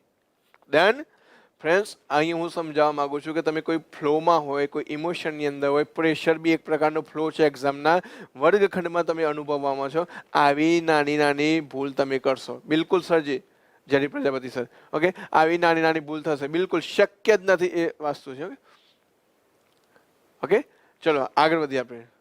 જોઈન થાય તો બંનેમાં વિશેષ બાબત કેમ નહીં થાય? તો બીજા નંબરનો પોઈન્ટ આવે. બિલકુલ ઇન્દ્ર પ્રજાપતિ મેમ. ઓકે, ચલો આગળ વધીએ. તો ફ્રેન્ડ્સ, આના માટેના જે સુધારા અત્યાર સુધી થયેલા છે અલગ અલગ રીતે, એ આટલા મહત્વપૂર્ણ સુધારા છે. એમાં આજના લેક્ચરની અંદર આપણે 24th, 25th, 42nd, 44th સુધારાનું discussion આજે કરીશું આજના લેક્ચરની અંદર. ઓકે, ચલો આગળ વધીએ આપણે. આગળ વધીએ આપણે. ચલો હવે જે સુધારા છે ને બે પ્રકાર છે મિત્રો. જે સુધારા અત્યાર સુધી થયેલા છે ને મેં બે પ્રકારમાં વહેંચેલું છે, તમને યાદ રહે અને તમે એને સમજી શકો. એવા સુધારા જેને સ્ટ્રક્ચરના આધારે, મતલબ સ્ટ્રક્ચરની અંદર ફેરફાર થયો અથવા તો એનાથી મહત્વના સુધારા છે. અને બીજા છે એ અન્ય મહત્વપૂર્ણ સુધારા છે. ઓકે, કે મતલબ એનાથી બહુ મોટો ફરક પડ્યો. ભારતની રાજનીતિની અંદર, ભારતના બંધારણમાં એક મોટી ઇમ્પેક્ટ આવી, એક મોટો ફરક પડ્યો. એવા સુધારા છે એ છે 24. એટલે તમે એમ પૂછો સાહેબ કે આટલા બધા સુધારા સૌથી ઇમ્પોર્ટન્ટ કયા? તો હું જવાબ આપીશ પહેલો 24મો. અહીંયા પહેલો બી છે. પ્રથમ, પહેલો 24મો, 25મો, 42મો, 44મો, 73મો, 74મો, 86મો અને 91મો. આ મોસ્ટ ઇમ્પોર્ટન્ટ છે. એના પછી જે ઇમ્પોર્ટન્ટ છે આ બધા છે, તમારે યાદ રાખવાનું છે. ઓકે, સંસદ સભ્યના આટલી હવે એટલા માટે હોય છે સરજી કે આપણે બધા પોલિટી અને કોન્સ્ટિટ્યુશનના જાણકાર નથી, આપણે બધા જાગૃત નથી. એટલા માટે કોન્સ્ટિટ્યુશન છે. દેખો friends, money gives power but knowledge itself is a power. Okay, અને મેં ખાસ કહીને એક તમારે પાવરફુલ એમ્પાવર્ડ સિટીઝન બનવું હોય તો કોન્સ્ટિટ્યુશન અને પોલિટીનો તમને બહુ જ ધ્યાન, મતલબ ખ્યાલ હોવો જોઈએ. પછી તમારા સામે તમે સાચા છો, સામે કોઈ પીએસઆઈ છે, પીઆઈ છે કે વડાપ્રધાન છે, ડરવાનું બિલકુલ જરૂર નહીં. એ કોન્ફિડન્સ અંદરથી તમને મળશે. ચલો આગળ આવીએ આપણે. તો હવે માળખાગત સુધારાની વાત કરીએ ફ્રેન્ડ્સ. ઓકે, તો એમાં પ્રથમ બંધારણીય સુધારો 1951. કદાચ સાલ પૂછે તો યાદ રાખજો. 1951 તમને ખબર છે કે બંધારણ હજી અમલમાં આવ્યું છે 1950ની અંદર, અને પ્રથમ જે સુધારો કરવામાં આવ્યો 1951. અહીં અમે એ જ કન્ટેન્ટ લીધેલી છે જે તમારે exam point of view important છે, તમારી GPSC exam point of view important છે, લો કે વકીલના એક્ઝામ પોઈન્ટ ઓફ વ્યૂ એ કન્ટેન્ટ મેં લીધેલી નથી. ઓકે, આગળ સમજીએ આપણે. તો સંપત્તિના અધિકારને સીમિત કરવા માટે અનુચ્છેદ 31માં અનુચ્છેદ 31 તમને યાદ છે, અનુચ્છેદ 19(1)(f) અને અનુચ્છેદ 31 શેના લગતો હતો? સંપત્તિના અધિકારનો છે. સર એનજીએસસી શું છે? એનજીએસસી ચૌહાણ જયપ્રકાશ સર કોલેજિયમ સિસ્ટમને રિપ્લેસ કરવાની એક સંસ્થા બનાવવાની એક વાત હતી, પણ એ બંધ રાખવામાં આવી અથવા શૂન્ય કરી દેવામાં આવી. ઓકે, આગળ ડિસ્કશન કરશું. અનુચ્છેદ 31માં 2 નવા ખંડ ઉમેરવામાં આવ્યા. ફ્રેન્ડ્સ, નંબર્સ ઓફ કોમેન્ટ અને પ્રશ્નો આવી રહ્યું છે. હું તમને ખાલી એટલું રેકમેન્ડ કરીશ, લેક્ચરના અંત થયા પછી પણ આપણો જે કોમેન્ટ સેક્શન હોય વિડીયોમાં તમારે જે પોઈન્ટ ઉપર જેટલા બી પ્રશ્નો છે કોમેન્ટ સેક્શન, કારણ કે ટેલિગ્રામની અંદર બી બહુ બધા ક્વેશ્ચન હોય છે, કોઈક વાર ચૂકી જવાય છે. એટલે આ લેક્ચરના કોમેન્ટ સેક્શનની અંદર તમારે જેટલા બી પ્રશ્નો છે, જે બી ડાઉટ છે એ કોમેન્ટ સેક્શનની અંદર લખજો. 110% નેક્સ્ટ સેશન જ્યારે યુટ્યુબ ઉપર આવશે એ બધા જ પ્રશ્નોની ચર્ચા હું કરીશ અને હું સમજાવીશ. ઓકે, તો અત્યારે કોઈ પ્રશ્નો જવાબ ના આપી શકો તેના માટે માફ કરજો, કારણ કે એક સાથે 15-20 અલગ અલગ ક્વેશ્ચન આવતા હોય છે જે આપણે ડિસ્ટ્રેક્ટ થઈ જઈશું. જેમાં કહેવામાં આવ્યું કે જમીન અધિગ્રહણ, ભૂમિ સુધાર વગેરેના પક્ષમાં બનાવવામાં આવનાર કાયદાઓને અનુચ્છેદ 14, અનુચ્છેદ 19 અને અનુચ્છેદ 31ના ઉલ્લંઘનના આધારે અવૈધ ઘોષિત નહીં કરી શકાય. અનુચ્છેદ 31 કના માધ્યમથી નવું પરિશિષ્ટ જોડવામાં આવ્યું અને ન્યાયિક સમીક્ષાનું સંરક્ષણ મેળવ્યું. ચલો, આ ચર્ચાથી બુકમાં શું લખ્યું છે હવે આપણે એનો મતલબ સમજીએ, એનો કન્સેપ્ટ સમજીએ એના પાછળ. ઓકે, શું કહ્યું ફ્રેન્ડ્સ કે આનો લાવવાનું રીઝન અને સૌથી પહેલો સુધારો રાઇટ ટુ પ્રોપર્ટી ઉપર કેમ લાવી દીધા મિત્રો? તો દેખો ફ્રેન્ડ્સ, બંધારણ નિર્માતાઓ જે બંધારણ બનાવ્યું હતું ને એક અંશે કહી શકીએ કે થોડુંક એ ચૂક થઈ ગઈ એમને. હું એમના ઉપર આરોપ નથી કરતો, પણ તમારે યાદ રાખવાનું છે કે થોડીક એમને ચૂક થઈ ગઈ. શું ચૂક થઈ ગઈ મિત્રો? કે ભારતનો જે બંધારણની અંદર જે સંપત્તિનો અધિકાર આપ્યો ને એના પર જે થોડીક વધારે ચર્ચા કરવાની જરૂર હતી. હવે આના કન્ટેક્સમાં સમજીએ મિત્રો કે આપણો દેશ જ્યારે આઝાદ થયો ત્યારે આપણો દેશ કૃષિ પ્રધાન દેશ હતો. આજે બી આપણો દેશ પાર્શિયલી કૃષિ પ્રધાન દેશ છે જ. હવે આપણો આઝાદ દેશ થયો હતો, એક સ્વતંત્ર દેશનો ડેવલપમેન્ટ કરાવવું હોય, એનો વિકાસ કરાવવો હોય તો વિકાસની સીધી પરિભાષા શું થાય છે? ઇન્ફ્રાસ્ટ્રક્ચરનું ડેવલપમેન્ટ કરવું પડે. દુનિયાનો કોઈ એક પણ દેશ નથી કે જ્યાં એનો માળખાગત સુવિધાનો વિકાસ કર્યા આગળ એ દેશનો વિકાસ થયો હોય. ઇન્ફ્રાસ્ટ્રક્ચરનો વિકાસ થયા વગર બીજા કોઈનો વિકાસ થયો હોય એ પોસિબલ જ નથી. એટલે આપણે ઇન્ફ્રાસ્ટ્રક્ચર ડેવલપમેન્ટ કરવાનું હતું. હવે મિત્રો બીજો પ્રશ્ન એવું થાય, ઇન્ફ્રાસ્ટ્રક્ચરમાં શું આવે? તો રોડ આવે, ટ્રાન્સપોર્ટેશન આવે, રેલવે આવે, ડેમ આવે, ઇન્ડસ્ટ્રીઝ આવે, આ બધી વસ્તુઓ છે, ટેલિફોનની લાઇન્સ આવે, હે ને, આ બધી વસ્તુઓ છે એ બધી મિત્રો ઇન્ફ્રાસ્ટ્રક્ચર અંતર્ગત આવે. હવે એનાથી આગળ વધ્યા, ઇન્ફ્રાસ્ટ્રક્ચર માટે જોઈએ શું? તો સૌથી પહેલી જોઈએ જમીન. જમીનનો શું કહેવાય? મિલકત. અને મિલકતનો અધિકાર શેમાં હતો? અનુચ્છેદ 31માં. હવે જ્યારે સરકારને આ બધી વસ્તુની જરૂર છે, જમીનની જરૂર છે, સરકારની પોતાની જમીનો તો હતી નહીં, સરકારને રોડ બનાવવા છે, રેલવેની લાઈન નાખવી છે, શું જોઈશે? જમીન જોઈશે. અને જે જમીન હતી એ તો કેટલાક લોકો હતા જમીનદાર વર્ગ, એ પોતાના જોડે લઈને બેઠા હતા. અને ખેતી પ્રધાન દેશની અંદર ખેતી તો કરવી પડે ને. ઓકે, હું સમજો ભાવના આર્ટિકલ 14 સાથે શું રિલેશન છે આની અંદર આવી જશે. ખેતી કરતા તો ખેતી પ્રધાન દેશની અંદર, કૃષિ પ્રધાન દેશની અંદર લોકો જોડે જમીન તો જોઈશે ને, ક્યાં ખેતી કરશે? તો અહીંયા એક ક્લેશ થયો, એક કન્ફ્લિક્ટ થયું. જોઈએ છે જમીન, પણ જમીન તો પ્રાઇવેટ પ્રોપર્ટી છે અને પ્રાઇવેટ પ્રોપર્ટી રાખવાનું ફંડામેન્ટલ રાઇટ છે અને ફંડામેન્ટલ રાઇટ છીનવી ના શકાય. હવે થયું કન્ફ્યુઝન અહીંયા ગાડી. હા, ઓકે, તો એ સમયને ધ્યાનમાં રાખીને સરકારે પહેલો આ સુધાર કર્યો. એ જરૂરી બી હતો મિત્રો, કારણ કે એ વખત કેવું હતું, બહુ જ મોટો વિશાળ વર્ગ હતો કે જેના જોડે બિલકુલ ઓછી જમીન હતી. જ્યારે બીજી બાજુ બહુ નાનો વર્ગ હતો જેના જોડે બહુ જ મોટી મોટી જમીનો હતી, ગામોના ગામ જમીન હતી. તો દેશમાં અસમાનતા જ રહેવાની ને, સમાનતા ક્યાંથી આવવાની? એટલે સરકારે શું કર્યું? હવે તમને ખબર પડશે, સંપત્તિના અધિકારને સીમિત કરવામાં, એટલે કે એને લિમિટ કર્યો. જે બહુ જ ફાલેલો હતો એને સીમિત કરવાની વાત કરી. એને સીમિત કરવા માટે અનુચ્છેદ 31માં 2 નવા ખંડ ઉમેરવામાં આવ્યા. શું કહેવામાં આવ્યું? જેમાં કહેવામાં આવ્યું કે જમીન અધિગ્રહણ મતલબ સરકાર જ્યારે કોઈ વ્યક્તિ જોડેથી જમીન લે છે એને જમીન અધિગ્રહણ કહેવાય. ક્લિયર? હે ને, લેન્ડ એક્વિઝિશન અથવા જમીન અધિગ્રહણ તરીકે ઓળખવામાં આવે છે મિત્રો. કે તો જ્યારે કહેવામાં આવ્યું કે જમીન અધિગ્રહણ અથવા ભૂમિ સુધાર વગેરેના પક્ષમાં કીધું છે, જમીન અધિગ્રહણ સરકાર કોઈ મિનિસ્ટરના બંગલા બનાવવા નહીં. શેના માટે? ભૂમિ સુધાર માટે, ઇન્ફ્રાસ્ટ્રક્ચરને ડેવલપ કરવા માટે વગેરેના પક્ષમાં બનાવવામાં આવનાર કાયદા, મતલબ જમીન લેવા માટેનો કોઈ કાયદો બનાવવામાં આવે છે અને એના પાછળનો ઉદ્દેશ્ય છે જમીન સુધાર કરવા માટે, ભૂમિ સુધાર કરવા માટે, ઇન્ફ્રાસ્ટ્રક્ચર ડેવલપ માટે, એના માટે કોઈ કાયદો બને છે તો તમે કોર્ટમાં નહીં જઈ શકો. કોનો આધાર બને? અનુચ્છેદ 14, અનુચ્છેદ 19 અને અનુચ્છેદ 31નો આધાર બને નહીં જઈ શકો. અનુચ્છેદ 14નું શું રિલેશન? જમીન રાખવાનો બધાનો અધિકાર છે, તો કાયદા સમક્ષ સમાનતાનો ત્યાં કન્સેપ્ટ આવી જાય. ઓકે. અનુચ્છેદ 19 અંતર્ગત શું છે? સ્થાયી મિલકત. 19 એટલે 19(1)(f) ની વાત છે, એમાં બી સંપત્તિનો અધિકાર છે 19(1)(f) અંતર્ગત, અને 31 તો પોતે તો છે જ. એટલે અનુચ્છેદ 14 કઈ રીતે ક્લેશ થાય કે એક વ્યક્તિને જમીન રાખવાનો અધિકાર છે તો મને કેમ નથી? તો એ કાયદા સમક્ષ સમાનતાનું વાયોલેશન થાય હતું એ બાબતમાં, એટલે અનુચ્છેદ 14 એ સ્પર્શે છે. અનુચ્છેદ 19(1)(f)માં સંપત્તિનો અધિકાર છે, એટલે અનુચ્છેદ 19 છે. અને અનુચ્છેદ 31 મતલબ સરકારે એવું કીધું કે જુઓ ભાઈ, તમારી જમીન અમે લઈએ છીએ તો રોડ બનાવવા, ડેમ બનાવવા, કન્સ્ટ્રક્શન કરવા માટે લઈએ છીએ, કોઈ પ્રાઇવેટ પ્રોપર્ટી માટે લેતા નથી. તમારે આપવી પડશે, અને અમે આપશું તો અમે એવો સુધારો કરી લીધો છે કે તમે હાઈકોર્ટમાં કે સુપ્રીમ કોર્ટમાં કે સાહેબ અમારે 14નું વાયોલેશન થયું, અનુચ્છેદ 19નું વાયોલેશન થયું કે અનુચ્છેદ 31નું વાયોલેશન થયું, એવી બૂમ પાડીને તમે ત્યાં નહીં જઈ શકો. એ હતું આર્ટિકલ પ્રથમ સુધારો 1951માં કહેવામાં આવ્યું. Friends, okay. ખબર પડતી રહેતી હોય તો એક થમ્સઅપનું નિશાન મોકલતા રહેજો કોમેન્ટ સેક્શનની અંદર મિત્રો, નહીં તો હું બીજી રીતે તમને સમજાવવાનો પ્રયત્ન કરે. અનુચ્છેદ 31 કના માધ્યમથી નવું પરિશિષ્ટ જોડવામાં આવ્યું અને ન્યાયિક સમીક્ષાનું સંરક્ષણ મળ્યું. તમને બધાને ખબર છે કે શરૂઆતની અંદર 8 પરિશિષ્ટ હતા. શરૂઆતની અંદર 8 પરિશિષ્ટ. સર આ શેની બેચ છે? વિરેન્દ્રસિંહજી, આ બેચ છે ક્લાસ 3 માટેના, જે આપણા જ્ઞાનના વિદ્યાર્થીઓ એમના માટેની છે. ઓકે. તો જે શરૂઆતની અંદર આ જે સુધારો કરવામાં એની અંદર કહેવામાં આવ્યું કે 8 પરિશિષ્ટ હતા, એમ એક 9મું પરિશિષ્ટ હતું. અહીંયા શબ્દ સમજો, મેં શું કીધું શબ્દની અંદર? અહીંયા શું લખેલું છે કે ન્યાયિક સમીક્ષામાંથી સંરક્ષણ મળ્યું. ન્યાયિક સમીક્ષા કયું? ન્યાયિક સમીક્ષા એટલે એ સમીક્ષા મિત્રો કે જેના આધારે, ન્યાયિક સમીક્ષા એટલે એ સમીક્ષા કે જેના આધારે સુપ્રીમ કોર્ટે NJSC ને આખું ફેલ કરી દીધું હતું. એટલે સરકારને હંમેશા ડર શેનો હોય? ન્યાયિક સમીક્ષાનો ડર હોય. તો ન્યાયિક સમીક્ષાના ડરના સામે સંરક્ષણ મળ્યું. કઈ? 9મી પરિશિષ્ટથી.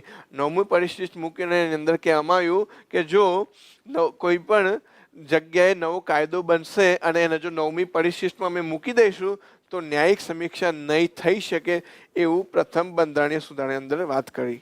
Clear friends?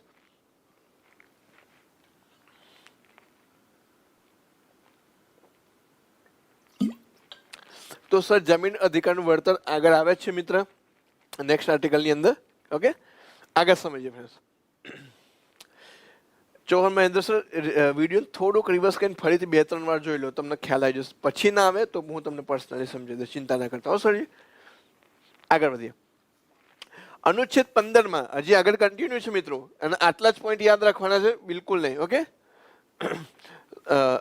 સર, હું ક્લાસ 1-2 ની બેન્ચમાં જોડાયેલ છું એટલા માટે પૂછું. નો પ્રોબ્લેમ વિરેન્દ્રસિંહજી. ઓકે, આ ક્લાસ 3 ની બેન્ચ છે, એની અંદર આજે ઓપન લેક્ચર રાખેલું છે જે. ઓકે સર, તમારી બુક છે, થોડાક સમયમાં આવશે. અનુચ્છેદ 15માં એક નવો ઉપખંડ 15(4) ઉમેરવામાં આવ્યો. અનુચ્છેદ 15 તો હતો જ, અનુચ્છેદ 15 તો પહેલાથી અસ્તિત્વમાં હતો, એમ એક નવું કંઈક ઉમેરવામાં આવ્યું, અનુચ્છેદ 15(4), અને જેમાં કીધું સામાજિક અને શૈક્ષણિક દ્રષ્ટિએ પછાત વર્ગ અને અનુસૂચિત જાતિઓ અને અનુસૂચિત જનજાતિના પક્ષમાં વિશેષ પ્રાવધાન માટે રાજ્યોને શક્તિ આપવામાં આવી.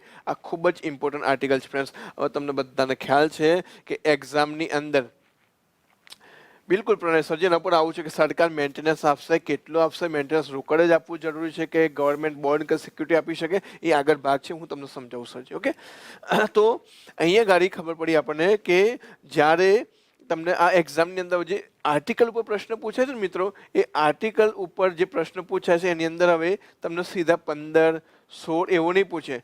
15(3), 16(3), 15(4) એવા આર્ટિકલ તમે છેલ્લા પેપર ઉઠાવીને જોઈ લો, છેલ્લા એક્ઝામના પેપર ઉઠાવીને જોઈ લો. હવે ડિટેલની અંદર તમને લઈ જવાની શરૂઆત કરી દઈશ. ઓકે સર, તમે કઈ બુક વાંચો છો? સરજી, હું બ્રિજકિશોર શર્મા, DD બાસુ, લક્ષ્મીકાંત સુભાષ કશ્યપની અવર કોન્સ્ટિટ્યુશન છે. ઓકે, પછી જે કોમ્પ્લિમેન્ટરી ઓન ઇન્ડિયન કોન્સ્ટિટ્યુશન છે, શ્રીરામનું મટીરિયલ, વાજીરામનું મટીરિયલ, આ બધું વાંચું છું. પણ તમારે બધું ના વાંચવું પડે એટલા માટે ખાલી તમે ધ્યાનથી લેક્ચર સાંભળો, એટલું ઘણું થઈ જશે તમારે, હે ને. કોઈ આપણા માટે આટલું વાંચીને આપણે શીખવાડતું હોય તેનાથી બધા શું સારું હોઈ શકે, રાઈટ ઓર રોંગ? ઓકે, આગળ વધીએ આપણે. અનુચ્છેદ 19(2) માં સુધારો કરીને ભાષણ તથા અભિવ્યક્તિની સ્વતંત્રતા પર 3 અન્ય પ્રમુખ કારણોથી યુક્તિયુક્ત બંધન લાગુ કર્યા. બહુ જ ઇમ્પોર્ટન્ટ છે મિત્રો. લાગુ કરવામાં આવે જેવા કે લોક વ્યવસ્થા, અપરાધ વધારો અથવા અપરાધ ઉદ્દીપન શબ્દ છે અહીંયા, અને વિદેશી રાજ્ય સાથેના મૈત્રીપૂર્ણ સંબંધ. આમાં કહેવામાં આવ્યું કે પેટા આર્ટિકલ પૂછે છે, બિલકુલ નીતિન રાઠોડ સર, હે ને. અહીંયા ઓછીના પૈસા નથી આપતા, તમે ફ્રીમાં બનાવો. Thank you sir, friends, no problem. Knowledge છે, નોલેજની અંદર ક્યારે એવું બંધન ના હોવું જોઈએ. હવે સમજો, યુક્તિયુક્ત બંધનના અહીંયા મતલબ શું સમજવાનો છે, ને અહીંયા બંનેમાં શું સમજ, બંને જોડે સમજાવશો મિત્રો.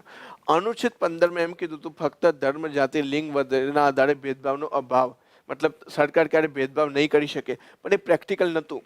અમુક વાર ભેદભાવ કરવો પડે એવું હતું.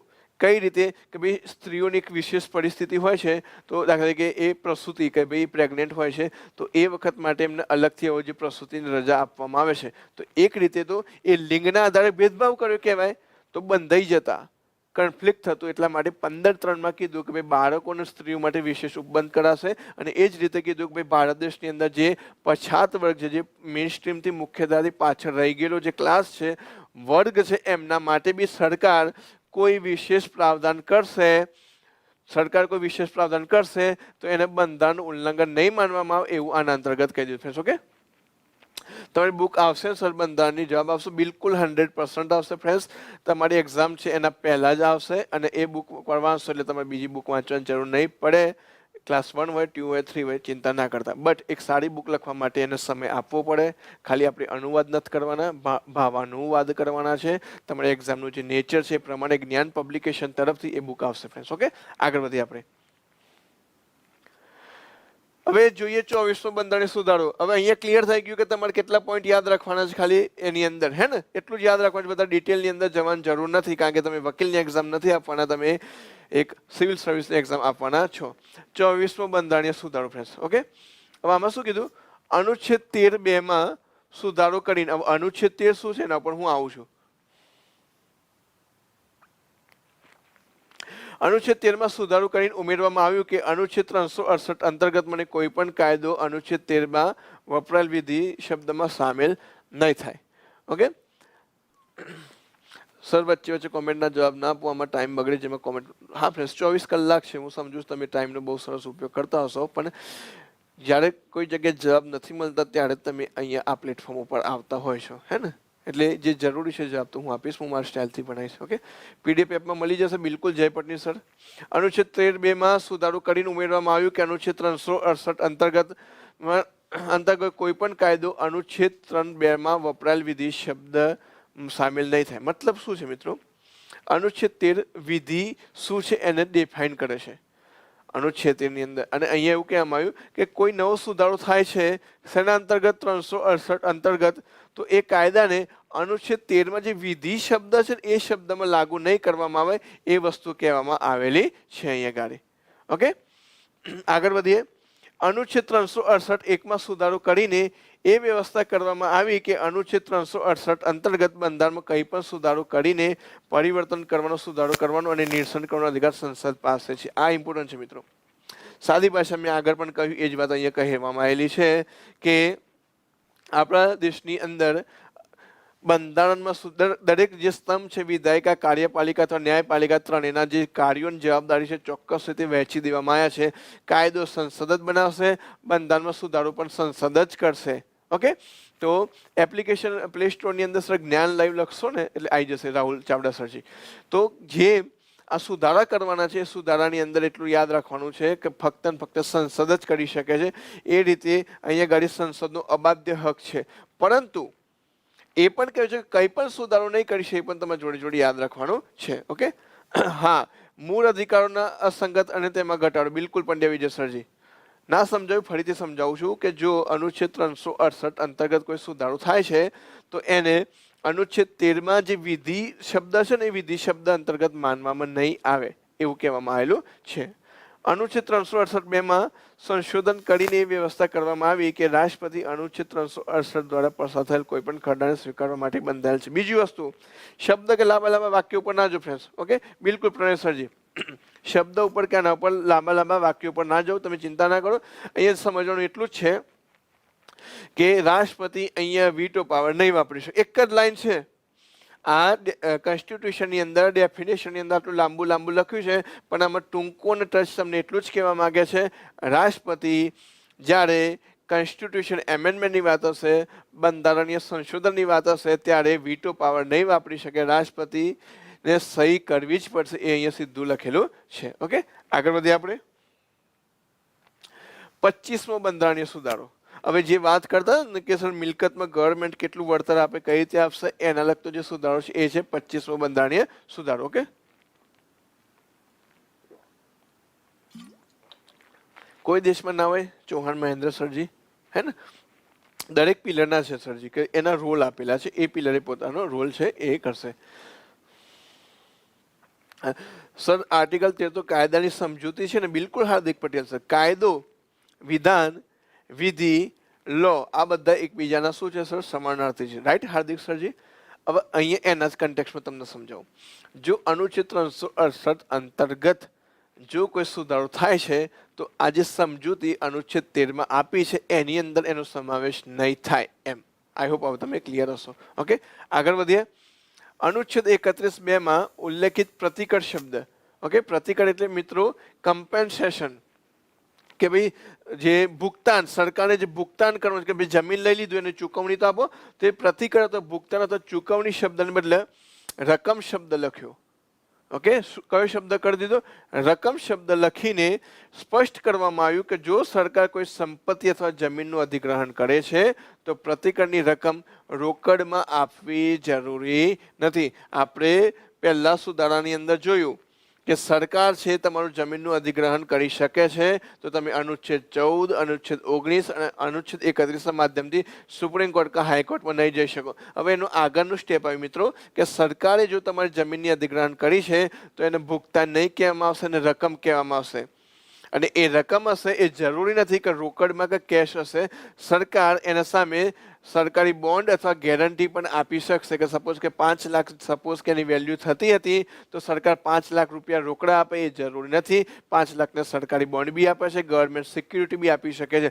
એનાથી પણ સૌથી વધારે ઇમ્પોર્ટન્ટ ફ્રેન્ડ્સ, એનાથી બી સૌથી વધારે ઇમ્પોર્ટન્ટ વસ્તુ એ છે કે સરકાર જે તમને રૂપિયા આપે છે એ જરૂરી નથી કે માર્કેટ વેલ્યુ ઉપર આપે, બજાર મૂલ્ય ઉપર આપે, એ પણ જરૂર નથી. આ સૌથી મહત્વનો ટોપિક આ છે.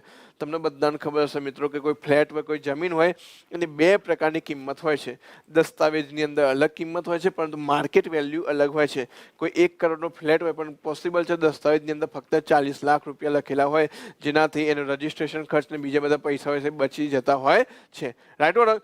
પરંતુ અહીંયા કહેવામાં આવ્યું કે જે ક્ષતિપૂર્તિ છે તમે એમ નહીં કહી શકો, સપોઝ કે રોડની આજુબાજુ કોઈ ખેતર આવે છે અને ખેતર જો જમીન અધિગ્રહણ અંતર્ગત આવ્યું અને એના પહેલા 2-3 દિવસ પહેલા જ કોઈ વ્યક્તિએ ખેતર ખરીદવા આવ્યું હોય અને એને તમને 3 કરોડનો ભાવ કીધો હોય તો તમે સરકાર સામે 3 કરોડ નહીં માગી શકો. એ સિમ્પલ એક્ઝામ્પલથી હું તમને અહીંયા સમજાવું છું. ઓકે, એક નવો અનુચ્છેદ જોડીને વ્યવસ્થા કરવામાં આવી કે જો રાજ્ય અનુચ્છેદ 39, બહુ જ ઇમ્પોર્ટન્ટ છે, ધ્યાનથી સમજો. અને કન્સેપ્ટ છે ફ્રેન્ડ્સ, અહીંયા એક એક શબ્દ, એક એક વાક્ય કન્સેપ્ટ છે, અત્યારે સમજી લેજો. ઓકે, અને વારંવાર આ લેક્ચર યુટ્યુબ પર રહેશે એટલે એનું રિવિઝન પણ કરીને પણ તમે સમજતા રહેજો. ઓકે, બિલકુલ પંડ્યા વિજય સરજી. ઓકે, હજી બધા સુધારા આવશે. દેખો ફ્રેન્ડ્સ, અહીંયા જે સુધારા છે એ સમયમાં શું બદલાવ આવ્યા એ કીધા. આ બધા સુધારા ચલાયા પછી હું તમને કહીશ કે હાલ શું સ્ટેટસ છે, ધ્યાનથી જોજો. ઓકે, હવે તમને સમજાવું. 42મો બંધારણીય સુધારો ચલાવું અને હું તમને કહું કે ભાઈ લોકસભા અને વિધાનસભાનો કાર્યકાળ 6 વર્ષનો કરી દીધો, તેનો મતલબ નથી અત્યારે 6 વર્ષ છે, પણ 44મો ચલાવીશ એટલે તમને કહીશ કે પાછું રદ કરી દીધો. એટલે આનું ફાઇનલ સ્ટેટસ છે એ હું તમને પ્રશ્ન એવો પૂછે ભાઈ કયા સુધારા અંતર્ગત પ્રતિકરના બદલે રકમ શબ્દ ઉપયોગ કર્યો, એ પ્રશ્નના જવાબ છે. આ બધા સુધારા થઈ જાય પછી તમને એ સમજાવીશું કે અત્યારે હાલ શું સ્ટેટસ છે. દાખલા કે આગળના સુધારામાં આપણે જોયું કે ન્યાયાલય છે જો પરિશિષ્ટ 9ની અંદર કોઈ કાયદો બનેને મૂકી દીધું હોય ન્યાયાલય છે પરિશિષ્ટ 9 ની અંદર કાયદો બનીને મૂકી દીધું હોય તો એને પ્રશ્ન નહીં કરી શકે એવું આપણે આગળ જોયું. પણ હાલમાં શું સ્ટેટસ છે? ના, ન્યાયાલય કોઈ પણ કાયદાનું જ્યુડિશિયલ રિવ્યુ કરી શકે છે, ભલે તમે પરિશિષ્ટ 9માં મૂકો કે પરિશિષ્ટ 10માં મૂકો કે 11માં મૂકો કે 12માં. રાઈટ? એટલે આ માઇન્ડસેટ તૈયાર રાખજો કે હાલ હું તમને ચલાવું છું એ સુધારામાં શું શું થયું એ ચલાવું છું, પણ જેમ જેમ બધા સુધારા ચલાવશે એ પણ કવર થઈ જશે કે આમાં કરવામાં આવ્યું હતું પછી બદલી દેવામાં આવ્યું હતું, 42માં બધું કરવામાં આવ્યું હતું પણ 44માં બદલી દેવામાં આવ્યું હતું. આઈ હોપ તમે હવે ક્લિયર હશો. ઓકે, એક નવો અનુચ્છેદ જોડીને વ્યવસ્થા કરવામાં આવી કે જો રાજ્ય અનુચ્છેદ 39 ખ અને ગમાં વર્ણિત રાજ્ય નીતિના માર્ગદર્શક સિદ્ધાંતોને સાકાર કરવા માટે કાયદો બનાવે છે તો અનુચ્છેદ 14, 19 અને 31નું ઉલ્લંઘન માનવામાં નહીં આવે. આ બહુ જ ઇમ્પોર્ટન્ટ છે મિત્રો. કે હું તમને પ્રશ્ન પૂછું, ચલો, કે બંધારણમાં મજા આવે છે પણ બિલકુલ, થેન્ક યુ વિક્રમભાઈ. દેખો, તમને પ્રશ્ન પૂછું છું, એનો જવાબ આપજો. ફંડામેન્ટલ રાઇટ પાવરફુલ છે કે ડીપીએસપી પાવરફુલ છે? બિલકુલ જયદીપ હરિયાણી, મારા વાઇફની જીપીએસસી ઇન્ટરવ્યુ આવશે, હવે તો ગાઈડન્સ મળી જશે, બિલકુલ મળી જશે, ફ્રી ઓફ કોસ્ટ મળશે, બિલકુલ ચિંતા ના કરતા સર. ઓકે, ફરીથી કહું છું મિત્રો, ધ્યાનથી સમજો. ફંડામેન્ટલ રાઇટ વધારે પાવરફુલ છે કે ડીપીએસપી વધારે પાવરફુલ છે? ફટાફટ કોમેન્ટ સેક્શનની અંદર જવાબ આપો. તમને બધાને ખબર છે કે ફંડામેન્ટલ રાઇટનું વાયોલેશન થાય તો તમે કોર્ટની અંદર જઈ શકો છો, પરંતુ ડીપીએસપીનું વાયોલેશન થાય તો તમે કોર્ટની અંદર જઈ શકતા નથી. કયું કોણ પાવરફુલ છે? મને ફટાફટ જવાબ આપો.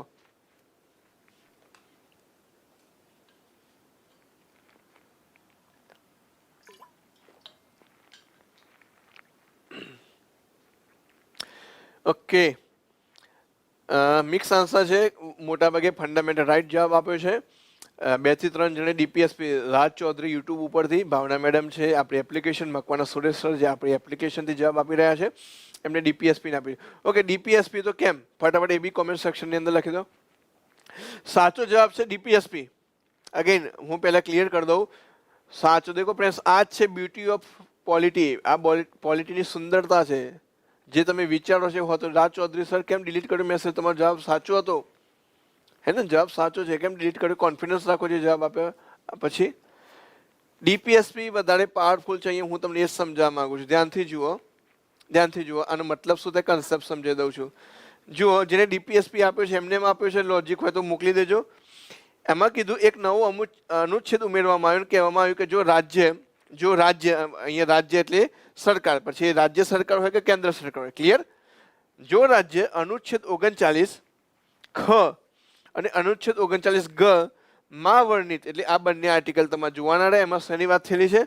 માં વર્ણિત રાજ્ય નીતિના માર્ગદર્શક સિદ્ધાંતોને સાકાર કરવા, મતલબ એમાં જે સિદ્ધાંત આપ્યા છે એ ડીપીએસપી શું છે? ઓકે ડોક્ટર સરજી, હું તમને ડીએક્સટીવી સરજી, ડીપીએસપી એટલે ગુજરાતીમાં જેને આપણે રાજ્ય નીતિના માર્ગદર્શક સિદ્ધાંત કહીએ છીએ સર, ભાગ 4 ની અંદર, એ ડીપીએસપી. ઓકે, બિલકુલ ભાવના મેડમ. જો અનુચ્છેદ 39 ખ અને 39 ગ ના અંદર જે રાજ્ય નીતિના માર્ગદર્શક સિદ્ધાંત આપેલા છે એને સાકાર કરવા માટે કાયદો બનાવવામાં આવે છે તો અનુચ્છેદ 14, અનુચ્છેદ 19 અને 31નું ઉલ્લંઘન નહીં માનવામાં આવે. સિમ્પલ વાત એટલી છે મિત્રો. નવું લાગ્યું ને? બિલકુલ નવું છે, લખી લેજો. અને આ 100% શુદ્ધ અને પ્યોર આપણી પ્રોડક્ટ છે, હે ને? કોપી પેસ્ટ નથી. ધ્યાનથી સમજો કે ભાઈ તમે ડીપીએસપી શું છે? રાજ્ય નીતિના માર્ગદર્શક સિદ્ધાંત. અને ડીપીએસપી નો મુખ્ય ઉદ્દેશ્ય શું હતું? કલ્યાણકારી રાજ્ય બનાવવા માટેનું, કે લોકોની ભલાઈ થાય, લોકોની સમૃદ્ધિ થાય એવું રાજ્ય બનાવવા માટે. તેમાં પ્રોવિઝન બી કેવા આપ્યા છે? લોકોના ફાયદા માટે. હવે અહીંયા એવું છે મિત્રો કે સરકાર કોઈક એવો કાયદો બનાવે છે જેનાથી કરોડો લોકોનો ફાયદો થાય છે. સરકાર કોઈ એવો કાયદો બનાવે છે જેનાથી કરોડો લોકોનો ફાયદો થાય છે, પરંતુ આ કરોડો લોકોનો ફાયદો થતાં કોઈ એક જણનું થોડુંક નુકસાન થાય છે. સપોઝ કે એક પુલ બનાવવાનો હતો 2 નદી વચ્ચે જોડતો, જેનાથી એક રાજ્ય ને બીજું રાજ્ય કે એક જિલ્લો ને બીજો જિલ્લો જોડાઈ શકે છે, લાખો લોકોને ફાયદો થાય છે. પણ એ પુલ બનાવવા માટે 2 વ્યક્તિઓના ખેતર લેવા જરૂરી હતા. તો હવે કયો પ્રશ્ન થયો?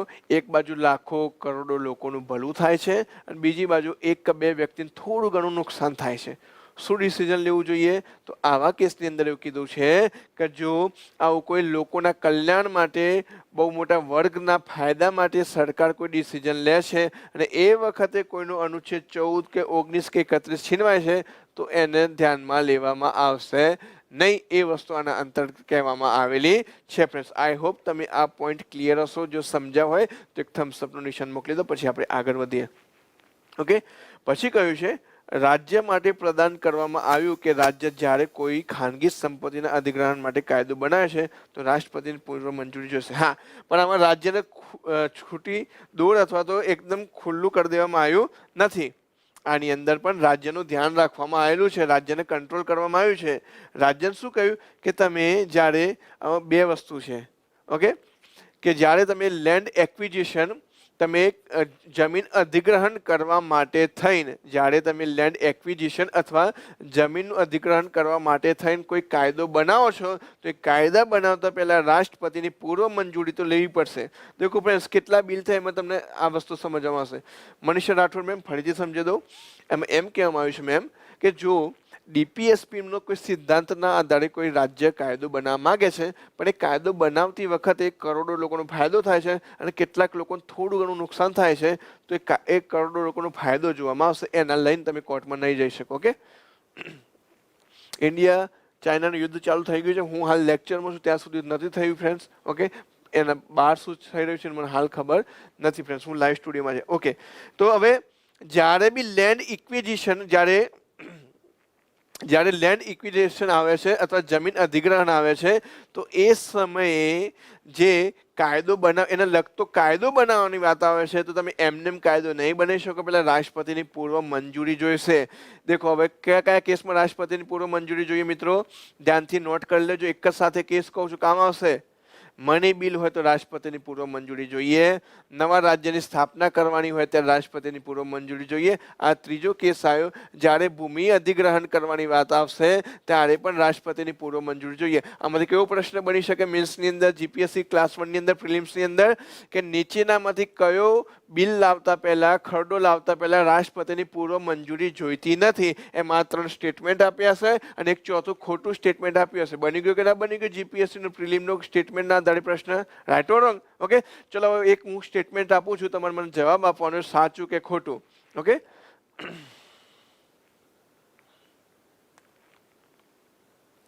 સર ખાનગી હોય તો જમીન લેવાની હોય ને ગવર્મેન્ટ પાસે થોડી લેવાની હોય, તો આ પોઈન્ટ 4 નો શું મતલબ? ઓકે, ખાનગી જમીનનું અધિગ્રહણ કોણ થાય? જે ખાનગી છે એનું જ છે, ભાવના મેમ. ઓકે, કદાચ હું તમે પ્રશ્ન ના સમજી શક્યો તો ફરીથી બીજી રીતે સમજો તો કોમેન્ટ સેક્શનની અંદર લખી રાખજો મેમ, હું નેક્સ્ટ આપે. ચલો હું એક સ્ટેટમેન્ટ કહું, ધ્યાનથી કહું. નાના ખરડા પહેલા, ધ્યાનથી સમજો, નાના ખરડા પહેલા તથા જમીન અધિગ્રહણ કરતા પહેલા રાષ્ટ્રપતિની પૂર્વ મંજૂરી જોઈએ છે. વિધાન સાચું કે ખોટું? ફરીથી કહું છું, નાના ખરડા પહેલા અને જમીન અધિગ્રહણ કરતા પહેલા રાષ્ટ્રપતિની પૂર્વ મંજૂરી જોઈએ છે. વિધાન સાચું કે ખોટું? ફટાફટ જવાબ આપજો. ફરીથી રિપીટ કરું છું પ્રશ્નો. નાના ખરડા પહેલા, મતલબ નાના ખરડા રજૂ કરતા પહેલા, ઓકે, નાના ખરડા રજૂ કરતા પહેલા અને જમીન અધિગ્રહણ કરતા પહેલા રાષ્ટ્રપતિની પૂર્વ મંજૂરી જોઈએ છે. આ વિધાન સાચું છે કે ખોટું?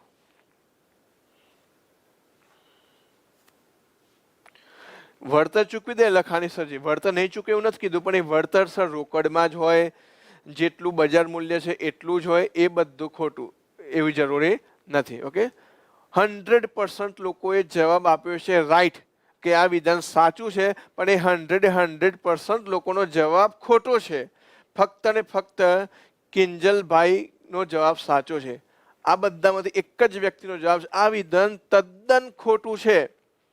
આ વિધાન, અને રાજ ચૌધરી સર અને ડોક્ટર તુષાર સર, આ વિધાન તદ્દન, અને પંડ્યા વિજય સર, હવે આ વિધાન તદ્દન ખોટું છે. મિત્રો ધ્યાનથી સાંભળો, હું શબ્દ શું બોલ્યો. અહીંયા તમે લપસી પડો છો અને અહીંયા તમારા પ્રશ્નોના માર્ક જતા રહે છે તમને આવડતું હોવા છતાં. પ્રશ્ન મેં તમને એમ કહ્યો કે નાના ખરડા પહેલા, એટલે મેં તમને ફસાયા. તમને ખબર છે, તમે એટલું જ સાંભળ્યું, ભાઈ નાના ખરડો આવી ગયો છે, ઠોકો. નાના ખરડા પહેલા અને જમીન અધિગ્રહણ કરતા પહેલા નાના ખરડા પહેલા રજૂ કરવું એ વાત સાચી, પણ બીજું સ્ટેટમેન્ટ શું કીધું?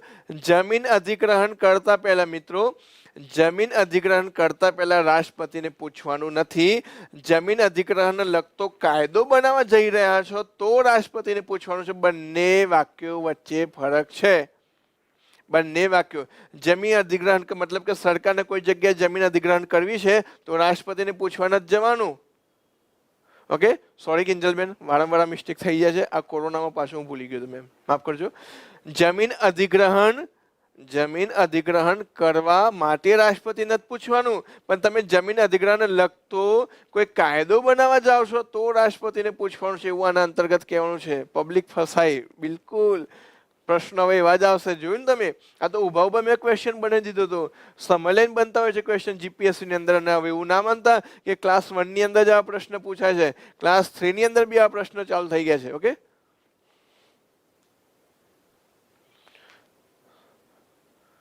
ઓકે કપિલ સર, સમજવામાં તમને મિસ્ટેક છે. ઓકે, ચલો આગળ વધીએ ફ્રેન્ડ્સ. 42મો બંધારણીય સુધારો, આને એક મિની કોન્સ્ટિટ્યુશનના નામે બી ઓળખવામાં આવે છે, હે ને? આ ક્વેશ્ચન એપ ટેસ્ટમાં છે. પૂછો છો કિંજલ મેમ કે કહી રહ્યા છો?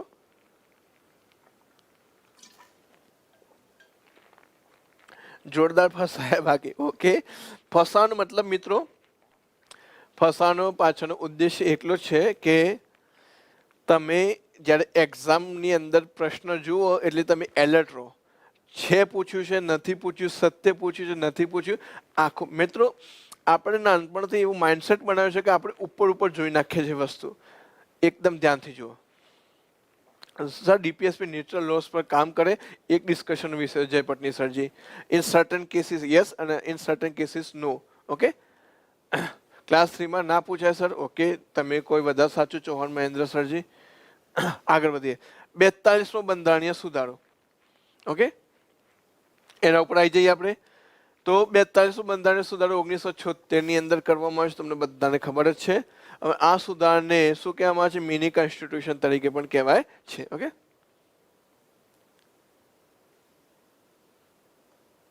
ઓકે, અવાજ આવી રહ્યો છે ને ફ્રેન્ડ્સ બધાને? ઓકે પટેલ કિંજલ મેમ, નો પ્રોબ્લેમ. રણવિજય સરના સ્ટેટમેન્ટ પબ્લિક ફસાય છે. નો ફ્રેન્ડ્સ, તમને એલર્ટ કરું છું. આ સુધારો સુવર્ણસિંહ સમિતિની ભલામણથી થયો. અને ફ્રેન્ડ્સ, જ્યારે જે દિવસ તમે ઉભા ઉભા સ્ટેટમેન્ટ બની દેશો ને પોલિટીની અંદર, સમજી લેવાનું કે હવે તમને પોલિટી આવડવાની શરૂઆત થઈ ગઈ છે. આ બહુ જરૂરી. જેમ તરલ સર ઉભા ઉભા મેથ્સની રકમ બનાવી દેતા હોય છે, એ રીતે પોલિટીની અંદર પણ તમારે આ લેવલનો એક કમાન્ડ લાવવો પડશે. ઓકે, આ સુધારો સુવર્ણસિંહ સમિતિની ભલામણના આધારે છે. તો આ તો બહુ જ ચવાઈ ગયેલો પ્રશ્નનો સ્ટેટમેન્ટ છે, બધાને ખબર જ છે. ઓકે, બિલકુલ ડોક્ટર તુષાર સર. તેને લઘુ બંધારણ અથવા મિની કોન્સ્ટિટ્યુશન પણ કહેવામાં આવે છે. કેમ કે તેના માધ્યમથી બંધારણમાં વ્યાપક બદલાવ આવ્યો. વ્યાપક બદલાવ નહીં આવ્યો, બહુ વ્યાપક બદલાવ આવ્યો છે. ઓકે, આવે છે નર્મદાબેન, આપણી કોમેન્ટ્સ આવે છે મેમ. ઓકે, અમુકના 3 શબ્દો ઉમેરવામાં આવ્યા. આ તમને ખબર જ છે. કયા 3 શબ્દ?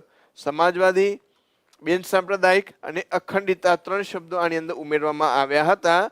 કેટલાક નવા રાજ્ય નીતિના માર્ગદર્શક સિદ્ધાંતો ઉમેરવામાં આવ્યા, જેવા કે મતલબ કે જે ડીપીએસપી છે એ ડીપીએસપી ની અંદર બી જે ડીપીએસપી છે ડીપીએસપી ની અંદર પણ ફરક કરવામાં આવ્યો, એની અંદર પણ બદલાવ કરવામાં આવ્યો. ઓકે સર, આ માટે બહુ મહેનત કરવી પડે. બિલકુલ ફ્રેન્ડ્સ, કોઈ પણ તમારું ડ્રીમ પૂરું કરવું છે, કંઈક સારી પોઝિશન લેવી, મહેનત તો કરવી જ પડશે, હે ને? કેટલાક નવા રાજ્ય નીતિના મતલબ ડીપીએસપી ની અંદર પણ કેટલોક વધારો થયો, સુધારો થયો. કેવા સુધારા થયા મિત્રો? આર્થિક રૂપથી નિર્બળ વર્ગોને મફત કાનૂની સહાય, ઉદ્યોગ વગેરેના પ્રબંધન. પ્રબંધન એટલે મેનેજમેન્ટ. ઓકે,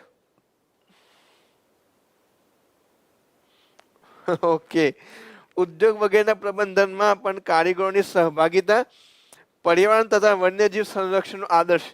આ 3 ડીપીએસપી 42 અહીંયા તમને જોડે જોડે તમારે યાદ રાખવાનું છે. બિલકુલ આ 3 ડીપીએસપી પણ યાદ રાખવાનું, નોટ કરી લો.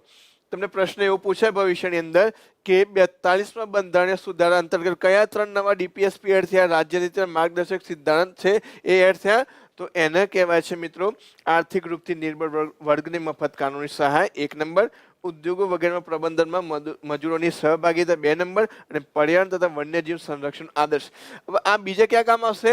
ડીપીએસપી ના 3 અલગ અલગ ભાગ પાડેલા છે મિત્રો. ડીપીએસપી ની અંદર અલગ અલગ ભાગ પાડેલા છે, જેવા કે સમાજવાદી, ગાંધીવાદી અને ઉદારવાદી. આ સમાજવાદી છે. આ જે 3 સુધારા થયા છે ને એનું નેચર કેવું છે? સમાજવાદી છે. એક વસ્તુ છે. ઓકે સર, જીપીએસસી માર્પન્સના લેક્ચરમાં જીએસટી ની સમિતિ પૂછી તો કોઈ કે પોલિટીના સ્ટુડન્ટ બહુ જ ગુસ્સે થયેલા. ઓકે ફ્રેન્ડ્સ, આગળ વધીએ. બંધારણના ભાગ 4 ક ના અંતર્ગત એક નવો અનુચ્છેદ ઉમેરવામાં આવ્યો 51 ક, જેમાં નાગરિકો માટેની મૂળભૂત ફરજો આપવામાં આવી. આ પણ સર્વવિદિત છે, આમાં આપણે બધા સમય નહીં લઈએ.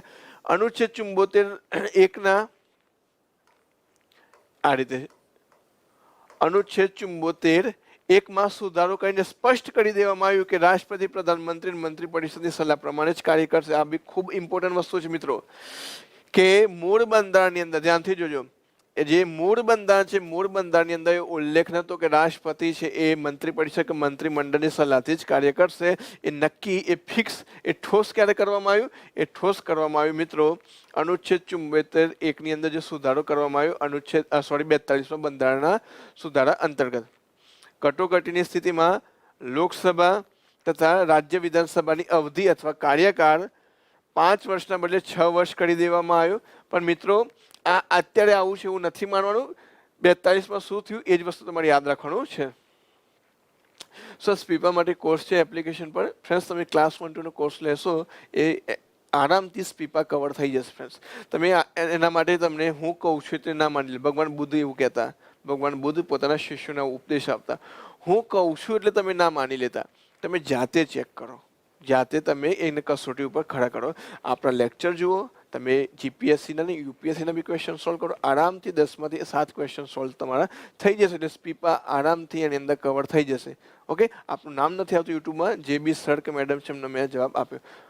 74મો સુધારો નગરપાલિકાઓ માટે સાહેબ છે બિલકુલ ગુજરાત એક્ઝામ વોરિયર.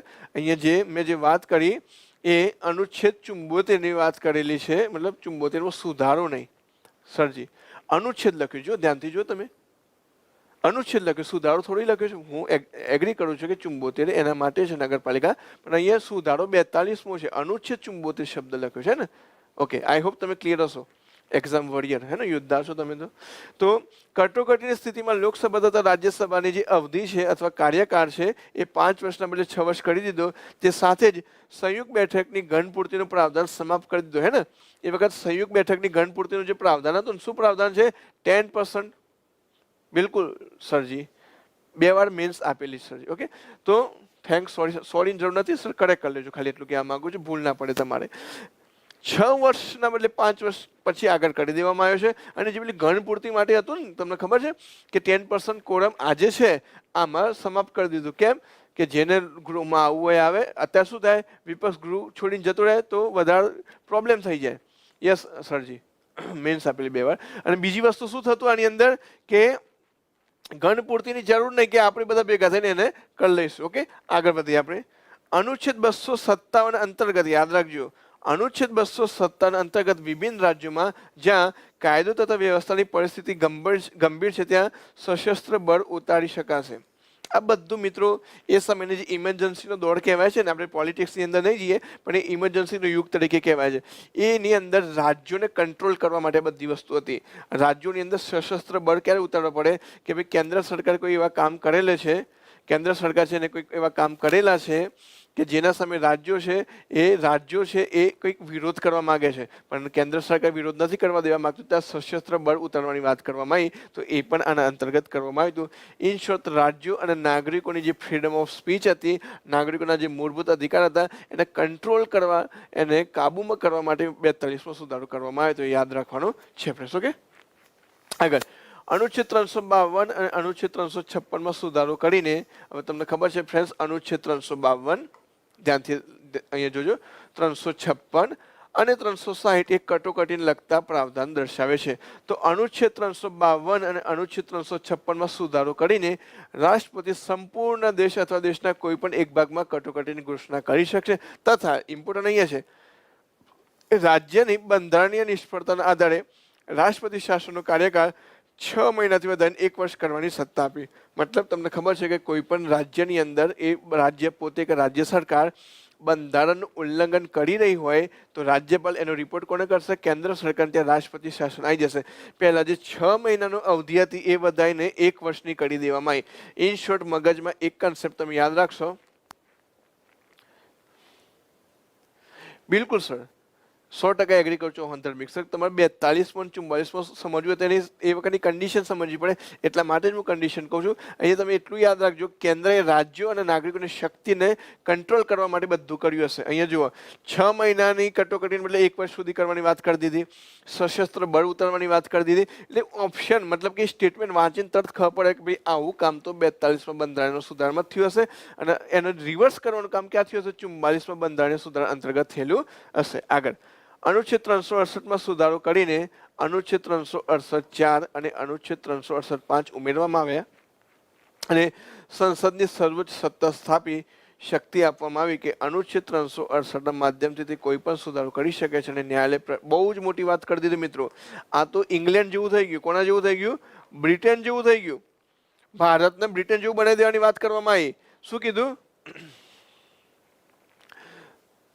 સર? રાષ્ટ્રપતિ શાસન માટે સંસદની બહુમતી જોઈએ આગળ કેરી ઓન કરવા માટે, કારણ કે મંત્રીમંડળના નિર્ણય પછી એને બધા એક્સટેન્ડ કરવી તો જોઈએ સર. ઓકે સર, અનુચ્છેદ 365ની કટોકટી સર 352, 356 અને 360 અંતર્ગત આવશે. અનુચ્છેદ 365 વિશે સમજાય અલગથી એ વાત બરોબર છે.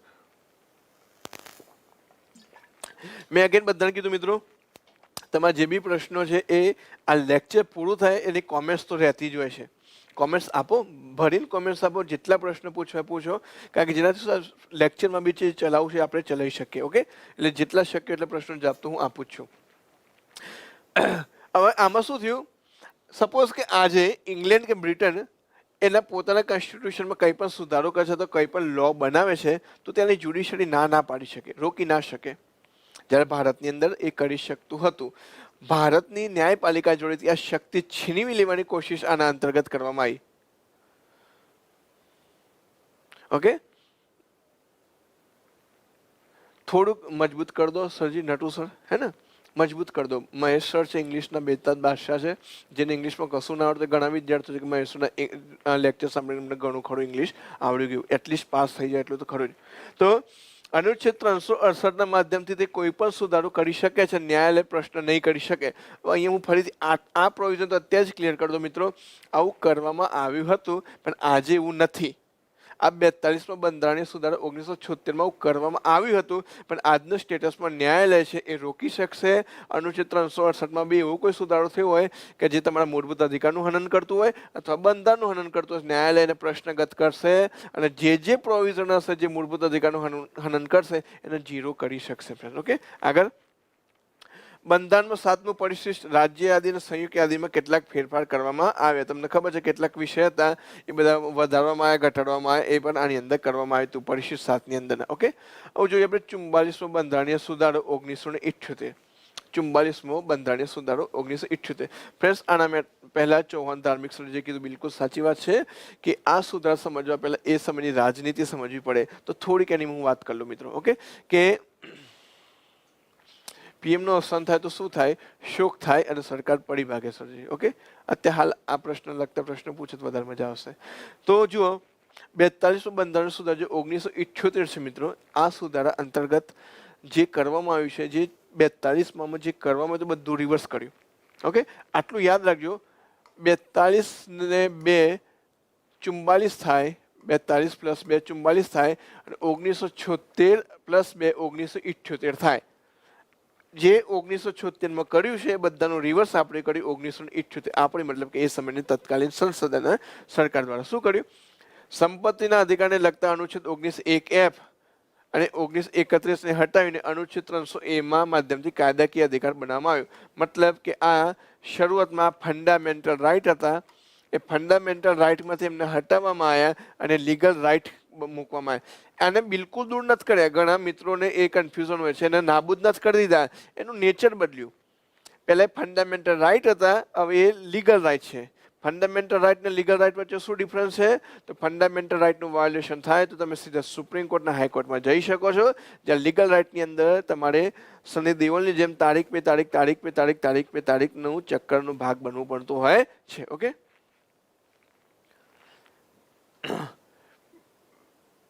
બિલકુલ કલ્પેશ્વરજી, આગળ વધીએ. અનુચ્છેદ 22 અંતર્ગત નિવારણ અધિનિયમ જે પ્રિવેન્ટિવ એક્ટ છે ને મિત્રો, અનુચ્છેદ 22 ની અંદર પ્રિવેન્ટિવ એક્ટ છે કે ટેરરિઝમ અથવા તો અમુક જે ડ્રગ્સ અને એક્શનને રોકવા માટે જે પ્રિવેન્ટિવ એક્ટ બનાવવામાં છે એની વાત છે. એમાં કહ્યું છે અનુચ્છેદ 22 અંતર્ગત નિવારણ અધિનિયમ પણ વ્યક્તિની અટકાયત કરવા માટેના આધાર સીમિત કરી દેવામાં આવ્યા અને આ સંશોધન વ્યવહારમાં લાગુ ન થઈ શક્યું, કારણ કે એ વખત જે સરકાર હતી જનતા પાર્ટીની સરકાર પછી પડી ભાગી હતી એટલે લાગુ પડી શક્યો નહોતું. એ વસ્તુ પણ તમારે યાદ રાખવાનું છે. ઓકે, અનુચ્છેદ 31 ને 42 અમેન્ડમેન્ટના થોડા પ્રોવિઝન 44માં રિજેક્ટ થયા. હા, થોડા થયા અને બાકીના રહી ગયા, જેમ કે રાષ્ટ્રપતિ મંત્રીમંડળ અને મંત્રી પરિષદની સલાહથી જ કામ કરશે એ મેન્ટેન રહ્યું. એમાં એક વસ્તુ એડ કરવામાં આવી કે એ પુનઃ વિચાર માટે એકવાર મોકલી શકે છે. અનુચ્છેદ 31 ને સુધારીને રાષ્ટ્રપતિ અને ઉપરાષ્ટ્રપતિની ચૂંટણી સંબંધિત વિવાદોની બાબતની તપાસ કરવાનો અધિકાર ફરીથી સર્વોચ્ચ ન્યાયાલય અથવા સુપ્રીમ કોર્ટને આપી દેવામાં આવ્યો, જે વાસ્તવમાં 39માં બંધારણીય સુધારા 1975 ના માધ્યમથી છીનવી લેવામાં આવ્યો. આ 42માં નહોતું થયું. આ ઇમ્પોર્ટન્ટ ધ્યાન રાખજો મિત્રો, બિલકુલ ટાડા એક્ટના અંતર્ગત આવી શકે છે. સર જેવું તમે સમજાવો તેવું આ બુકમાં નથી આપ્યું સર, જોરદાર, thank you so much friends. બુકની અંદર ફક્ત અનુવાદ છે મિત્રો, એટલા માટે જ બુક લખવામાં આવે છે, ફક્ત પ્રોફિટના માધ્યમથી નહીં, પણ એક ઓથેન્ટિક બુક તમારા જોડે હોવી જોઈએ. ઓકે, તો ફ્રેન્ડ્સ આ યાદ રાખજો. 39માં બંધારણીય સુધારો 42માં નહીં. એમાં શું કહેવામાં આવ્યું ખબર તમને કે ભાઈ રાષ્ટ્રપતિ અને ઉપરાષ્ટ્રપતિની ચૂંટણીના સંબંધે જે વિવાદ છે એ હવે સુપ્રીમ કોર્ટ નહીં જોઈ શકે, તો શું થઈ જાય? ભ્રષ્ટાચાર થવાનો, ઓબ્વિયસલી થવાનો. એ પાછું સ્થાપિત કરી દેવામાં આવ્યું કે જોઈ શકશે, અવશ્ય જોઈ શકશે. એ આની અંતર્ગત કરવામાં આવ્યું. ઓકે, અનુચ્છેદ 74 સુધારો કરીને રાષ્ટ્રપતિને શક્તિ આપવામાં આવી. હાલ જે વાત કરી કે મંત્રી પરિષદ દ્વારા આપવામાં આવેલી સલાહ પુનઃ વિચાર માટે એક વખત પાછી મોકલી શકાય છે, પરંતુ ત્યારબાદ આ સલાહ માનવા રાષ્ટ્રપતિ બંધાયેલ છે.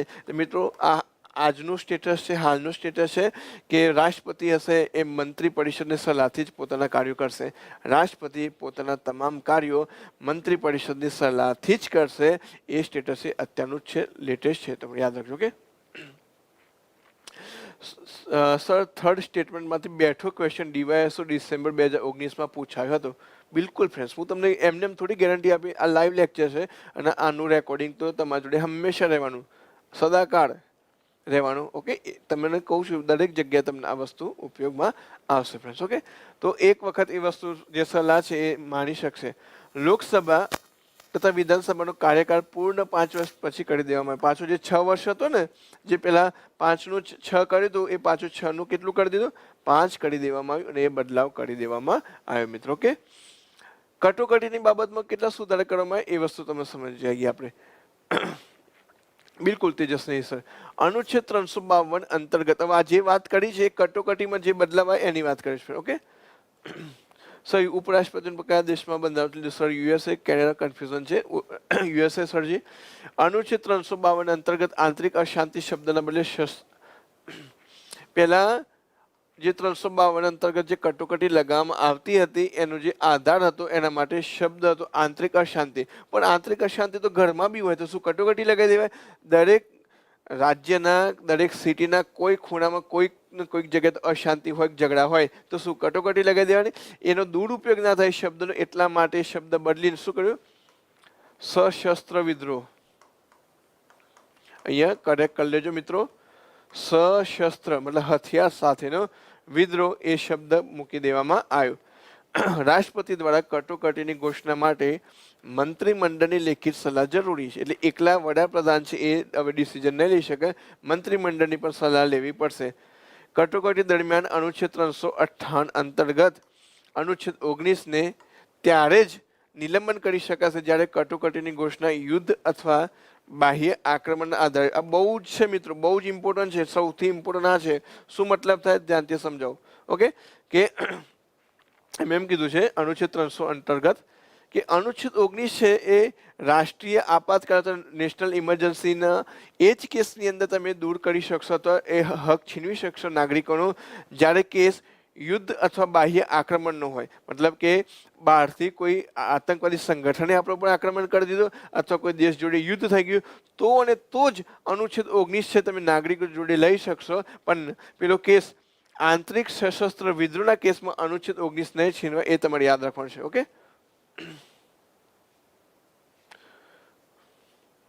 થેન્ક યુ ચૌહાણ મહેન્દ્ર સરજી.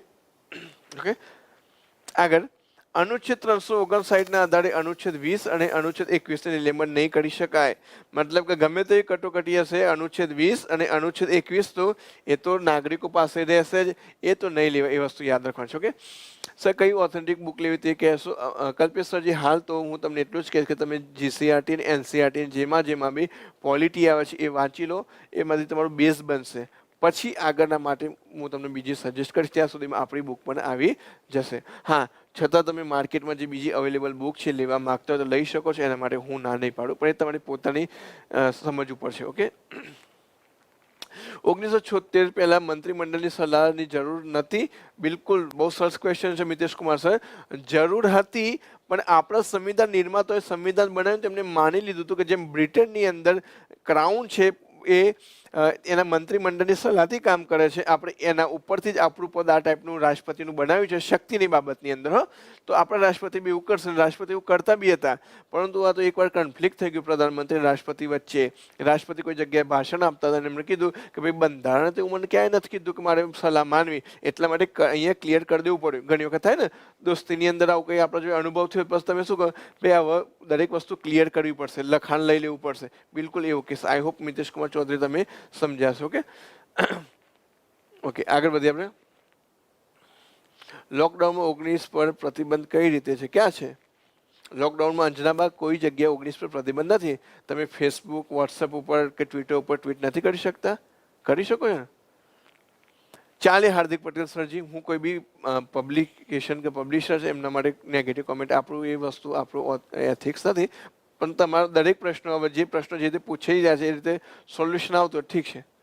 ઓકે, નો, એ વસ્તુ તમારે યાદ રાખો છે. સર, આ લેક્ચરની પીડીએફ મળશે? બિલકુલ ઇન્દ્રજીતસિંહ ચૌહાણ, પીડીએફ મળશે. ઓકે, બીજું, કોઈ રાજ્યમાં બંધારણીય તંત્રની નિષ્ફળતાની સ્થિતિમાં સંસદ દ્વારા તે રાજ્યમાં અનુચ્છેદ 56 એટલે રાજ્યની અંદર રાષ્ટ્રપતિ શાસન અંતર્ગત રાષ્ટ્રપતિ શાસન ઘોષિત કરવાનો પ્રસ્તાવ એક વખતમાં 6 મહિનાથી વધુ સમય માટે પ્રવર્તનીય નહીં રહે. મતલબ કે એકવાર લગાવ્યું એ મેક્સિમમ 6 મહિના માટે હશે, પછી આગળ રિન્યુની વાત કરશું, બાકી વાત નથી મિત્રો. ઓકે મિત્રો, તમારે બંધારણને લગતા અત્યાર સુધી જેટલા ટેસ્ટ લેવાયા છે, તારીખ નથી આપતું, બધાનું કમ્પાઇલેશન કરીને આપીશું. જેટલા ટેસ્ટ લેવાયા છે, જેટલા તમારા પ્રશ્નો પૂછવા છે કે એના બધાની માહિતી જોઈતી હોય તો આપણી એક ટેલિગ્રામ ચેનલ છે, polity with Ranvijay Rao. Polity with Ranvijay Rao @ જ્ઞાન લાઈવ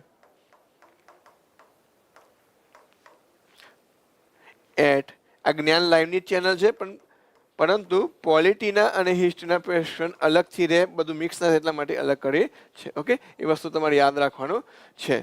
તો આ વસ્તુ પણ તમારે જોડે જોડે જોતું રહેવાનું છે.